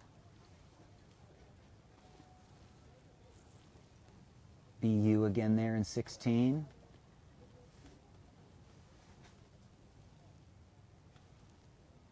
Headed up to the second weather mark rounding. Yeah, pretty moderate wind right now, nothing too burly. That little buoy hitting was the first kind of excitement we've had. Yeah, the only excitement I've seen so far is down at the gate marks. I have seen a couple of different roundings where there have been some circles spun, but no carnage, which is always a good thing. Very commanding lead by that first place boat up here. I do believe that was... It's Charleston. Yeah, I think that was Allie who rounded the course, the left gate for the course left side. That's Not Brown. Allie. That's Brown, yeah. Holy. Brown is just so deep. They sailed 11 sailors in the semis yesterday. They 11 different sailors sailed in one launched. division. No, in boat, total, 11 sailors. That's just so much confidence. That's so much depth. The Brown Bears won the second Women's Team Racing Invitational that just got started, the second annual. And they've been named to the Laser Performance Italy Collegiate Cup Regatta. So there'll be a women's team racing team over there from the United States for the first time. Look at that lead. I totally missed what happened with them after that gate rounding. What? But whatever that was, good on I feel the like I'm in the teamwork twilight for calling zone. it. And here we are for the start. This is race number 10B getting off the line. This will be the last race for B Fleet for today. Looks like most of the pack has started down at the boat end. A little bit of breathing room for the teams down here at the pin end. Yeah, and boat 6 and 9 is where I would have been if I was watching the fleet ahead, because I got to assume that Brown took a lead by just getting further left or something, because that's where I'd be heading upwind. Looks like Charleston's getting a squeeze there just to windward of 6. So 6 is the best start there. Yeah. Harvard again. God, this Harvard just seems to just be so smart. Their sailing just seems to be so smart. Like every time I look at them, I like the tack they're on, and I like the position on the course they're on. Downwind, I like that they go straight a lot. There's no glitter. It's just very, again, consistent style. Starting boat 15 there, Hobart, has just got the bow down and just pressed.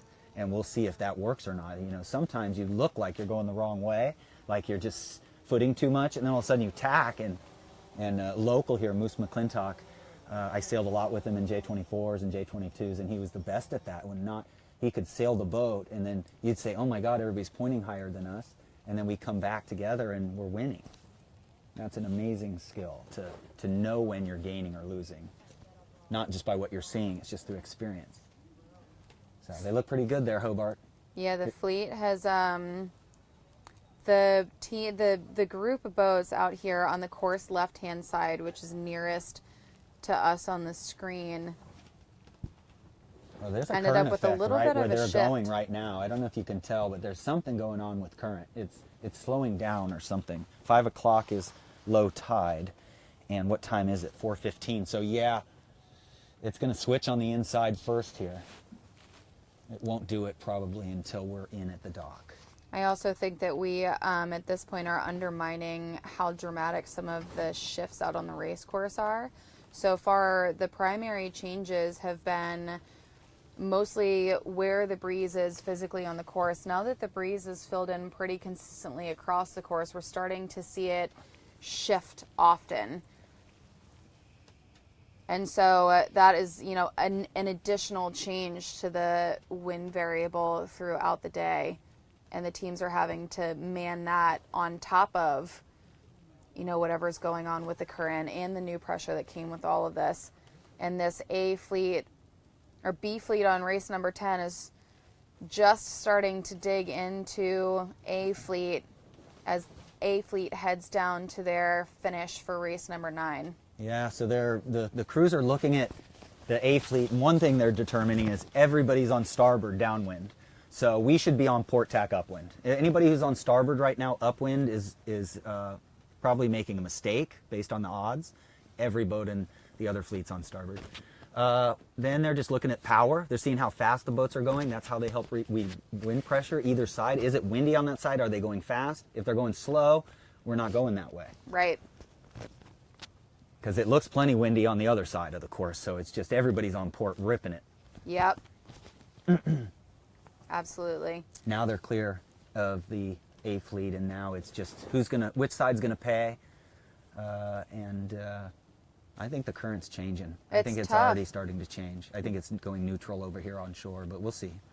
The teams on the bottom left-hand part of your screen, that is the right side of the course, seem to be a little bit more bowed down than the teams on the top right-hand side of your screen, which is the course left.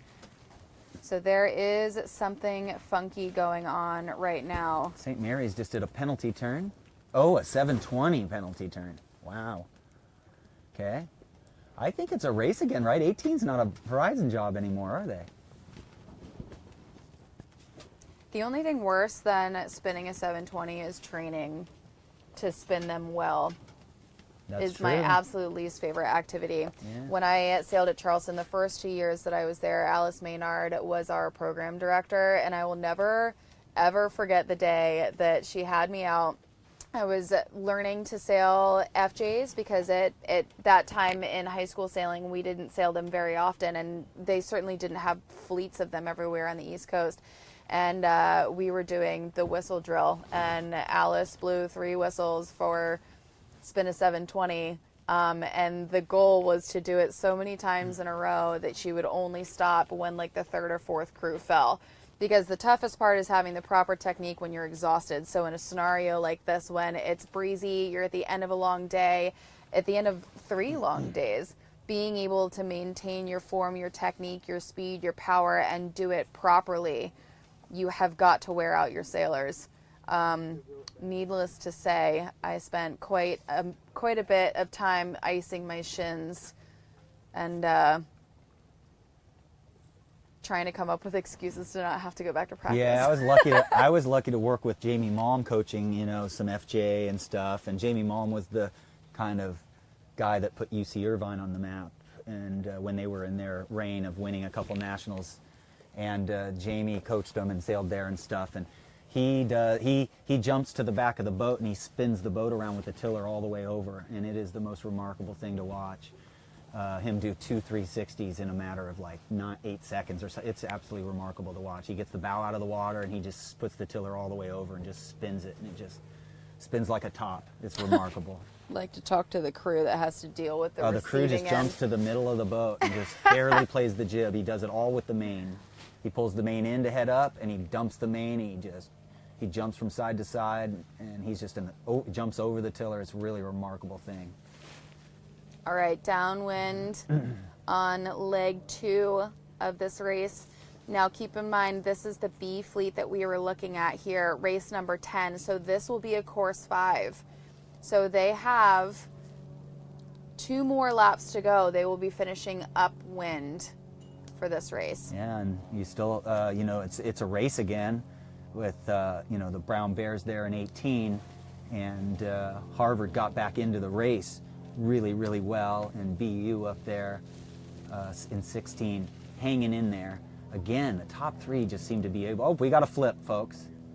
One down. Yeah. Oh, and it total turtle. That's rough when you're in the top 8. Honestly, when you capsize that quickly, it is incredibly tough to keep it from going all the way over. They do go over quick, yeah. They go turtle pretty quick. I absolutely do not envy whoever is in the water at this point in time. Water's 53 degrees. This is actually probably close to the coldest time of year for the water here in Newport. Yeah. The Gulf Stream runs pretty close to shore just off of Block Island, and so for the most part the water stays relatively warm considering, you know, how close Narragansett Bay is to the ocean and how open it is to the water coming and going from the ocean. But it does take quite some time for it to actually cool down, and so it's not like December hits, it's wintertime, the water is also freezing. It takes a couple of months, and right now is definitely not the most fun time to go swimming. Yeah. And then we get a true sea breeze, right? Like today is not a sea breeze really. It's coming from the sea, but today is a gradient wind. But a true sea breeze is going to be the hot summer days coming up. Yep. And the water being 54 degrees. If we get 13 degrees difference, we got a good breeze. If we get 18 to 20 degrees difference, we get a standard 15 to 20, 22 Yeah. knot Newport day.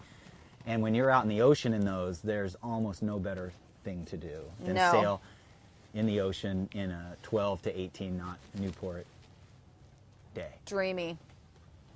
All right, so here we go. We have the B fleet here is rounding, headed upwind. A fleet is stationed back by the starting line. They will get underway for race 10 after B fleet clears this gate mark.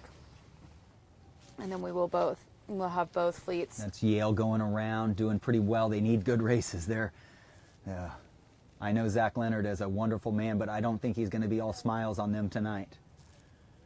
Pennsylvania again. Gosh, they are doing great. That team was not ranked hardly at all. Maybe 2 times in the top 19 for the season. And they've just come on great.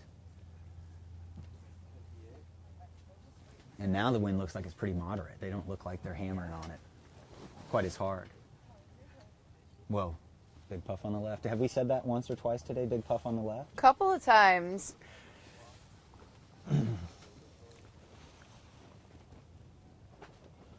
Okay. Looking like they're in a lefty by judging by the point of You sail. can see that the they've current got. line on the upper right of your screen. There's a little bit of butting head current. It looks like a puff edge, but it's actually, you've got current slowing down on this Fort Adams side already.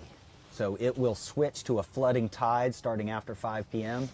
when we are cruising around and relaxing and talking to all our friends.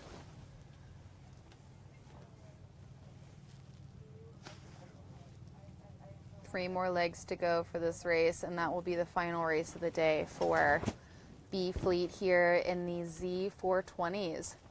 Right. Stanford there. Looking awesome. Here we go.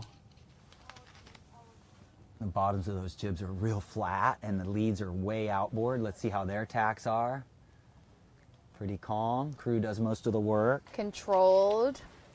Yeah, sailing for them is Sophia Soleil. And Sophia is a sophomore.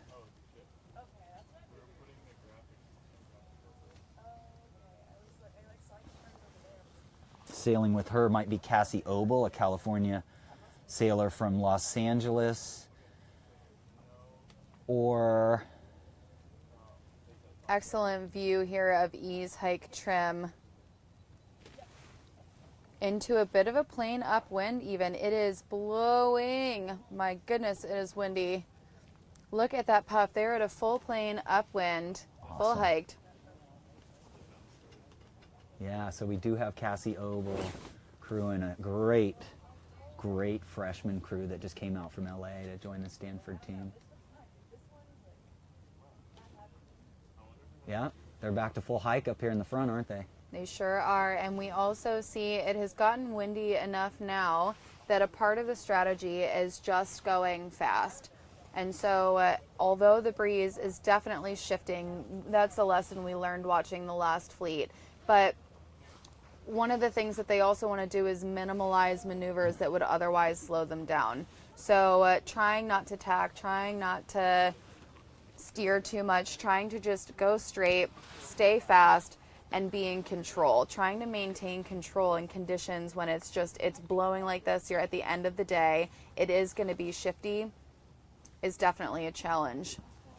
So we see the fleet on the second upwind, the fleet being this spread across the same ladder rung on the race course.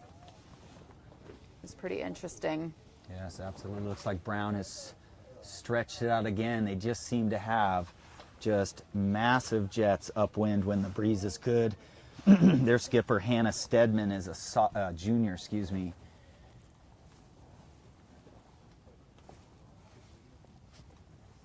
Ease, hike, trim, point, ease, hike, trim, point. It's just an endless cycle. Yep, and Annabelle Hutchinson's been sailing pretty much all day, and then joined by Emma Montgomery lately there for Brown. All Emma, right. being a freshman, sailing in her first nationals yesterday, got her first races in. So we've got our B fleet rounding this weather mark, and they have one complete lap left before they finish race number 10, downwind and back upwind to the finish. So Harvard hanging in there in second.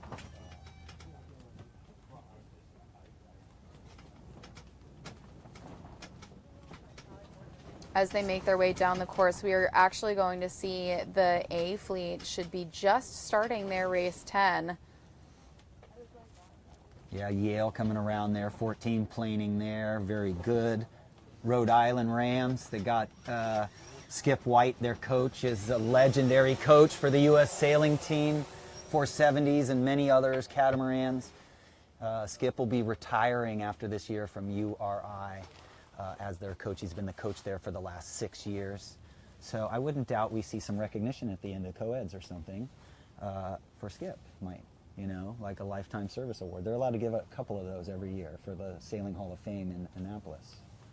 They can give out 2 service awards, and they can. That's moving to Newport, right?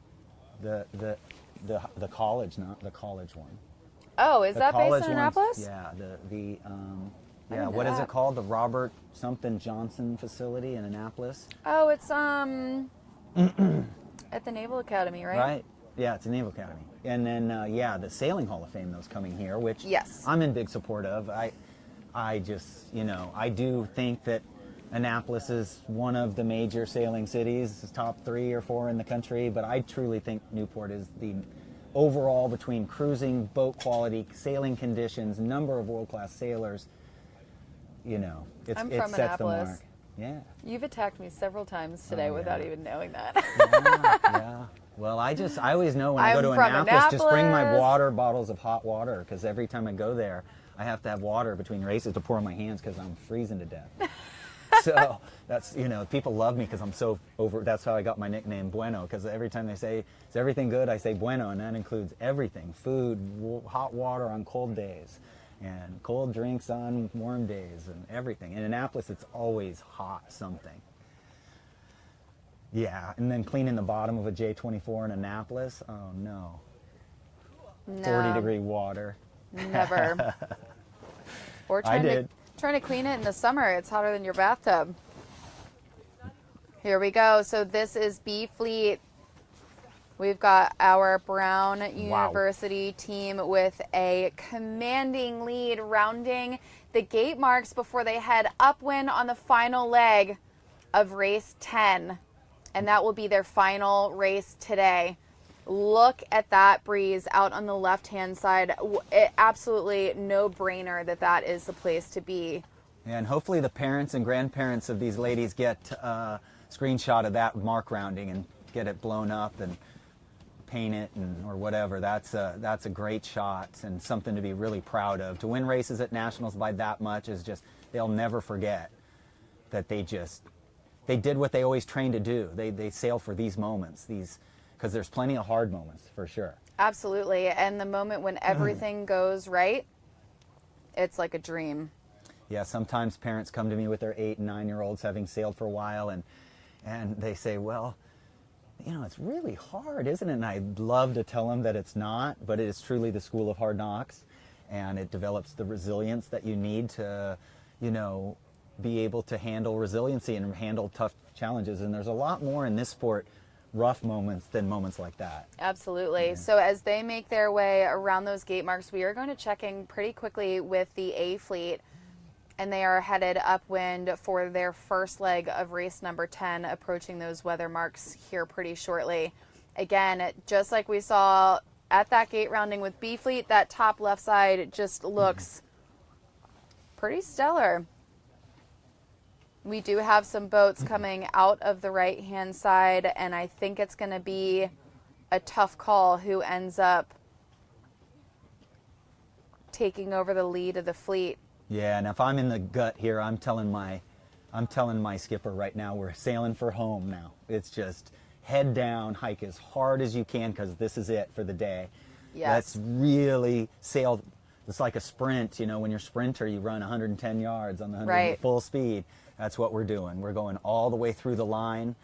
I would even, you know, sail full hike all the way to the dock. I want to get to the dock quick. Everybody sees us get back to the dock. Yeah. Way before everybody else. And I still sail with the hammer all the way to the dock. I don't like to play psychological games much, but human nature is to notice things. And if a few people notice, hey, man, they just killed us. Yeah. Wow, or somebody at the dock says, wow, how do they do that? It can get in people's heads a little. It's probably the smallest factor of this event, but Oh, that's possible. things are shaken up here a little bit at the top. It looks like we've got a big hole on the water. Low pressure right here just beneath those gate marks, and more breeze out on the course right-hand side, which is the left-hand side of your screen. So most of the boats that looked really, really good, and that left pressure are actually crossing behind at this point, falling into place. And Brown ain't winning anymore. This is A fleet race number 10. Oh, thank you. This is Boston College Eagles around the first weather mark in first place for race number 10. Outstanding. Yes.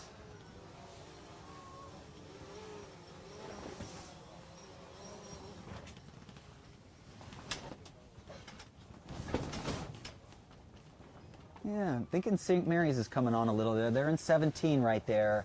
A division race right there. So am I correct? A division has these next 2 races and we're done for the day?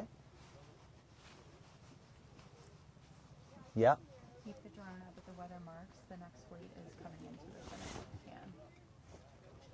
And then we can reverse. So we have the A division going downwind, the B division getting ready to head home for the day, The top boat. going upwind to the finish. There you go. Brown is still winning by a while there. They're going to finish right now if we could zoom into that. So you see the finish line between And here we go. This is the the end orange of buoy race. and that boat. Yeah, race number 10B. This is going to be the end here. And let's see, as we get closer and closer to count these boats off across the line, I think that the Brown University Bears. Yeah, just amazing performance. It's just so fun to watch this stuff. So look at that. The breeze died pretty much across the board. The only semblance of pressure left seems to be on that right-hand side. The entire B fleet, as we see on screen, is pretty much stacked up again on that course right-hand side, which is the left-hand side of your screen. as they sort of parade here into the finish line. Yale just squeaks in with a second. That's a great, they need that. They need that for confidence too. They're, you know, amazing sailor there. Harvard, happy with a third. Stanford, happy with a fourth. Anything in the top four now is so important. BC crossing. Rhode Island Rams had one of their best races.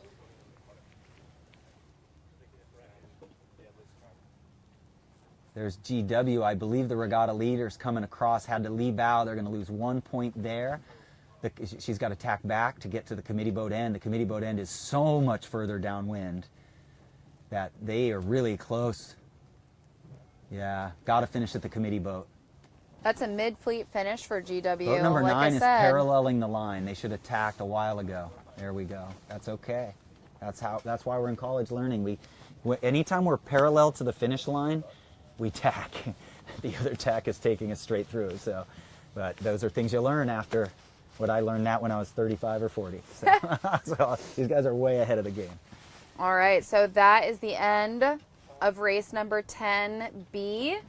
That's the end of their day. They're actually headed into the dock, and we have one more race in progress left out on the water. That is race number 10A, and that will conclude finals day 1 here at the 2019 College Sailing Sperry Women's National Championship.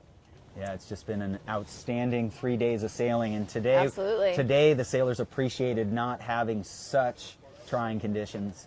I'm sure that they had a little more fun today because I could tell the crews were lit up, like glowing, you know, because they were yesterday, you know, the day before, it was just like, don't say too much, make sure I'm keeping the boat going upright, fast, and just keep everything together. But today they got to pull out some of their tactics and tricks, yeah. Absolutely. The other thing is that in the last 2 days of the semifinals, they all had to compete and qualify just to be able to sail.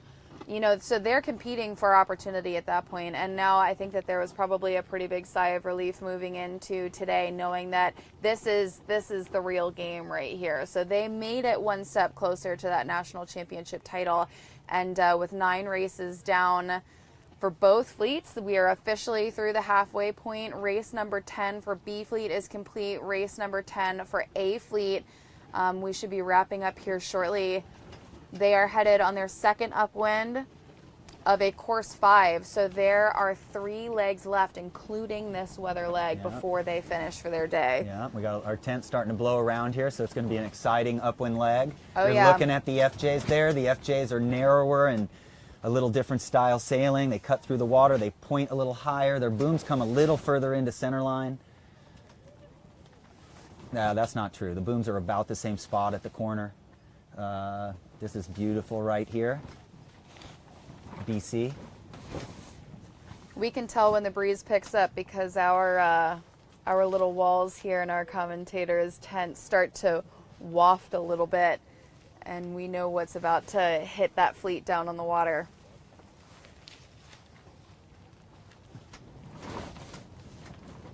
Yeah, they tied for first in this regatta last year. Boston? BC. Yeah, they Boston were won. first. Yes, exactly, and there was a tie. Boston won. Yeah. And this year, Sophia Reinecke, their B division skipper here, got 3rd place at the single-handed nationals that were in the fall, last fall. Excellent, excellent sailor. Yes. And they'll be here for all 3 events, like several teams. Yes. Some new teams that are doing all 3 events. Jacksonville, Penn, and Fordham. Oh, cool. Yeah, Fordham was unranked all season in all fields. Nice. And they qualified for all 3. So they're really the biggest surprise, Johnny Northfleet's group. They made all 3, and I think maybe the co-eds was the biggest surprise for them, but that's going to be exciting to see. They made the semifinals for the co-eds. Again, one thing that is super important to note is that they've qualified for the opportunity to race in the finals, and that is still left on the table for them. So lot of racing left for a lot of the women competing today and tomorrow, and have been competing for several days so far.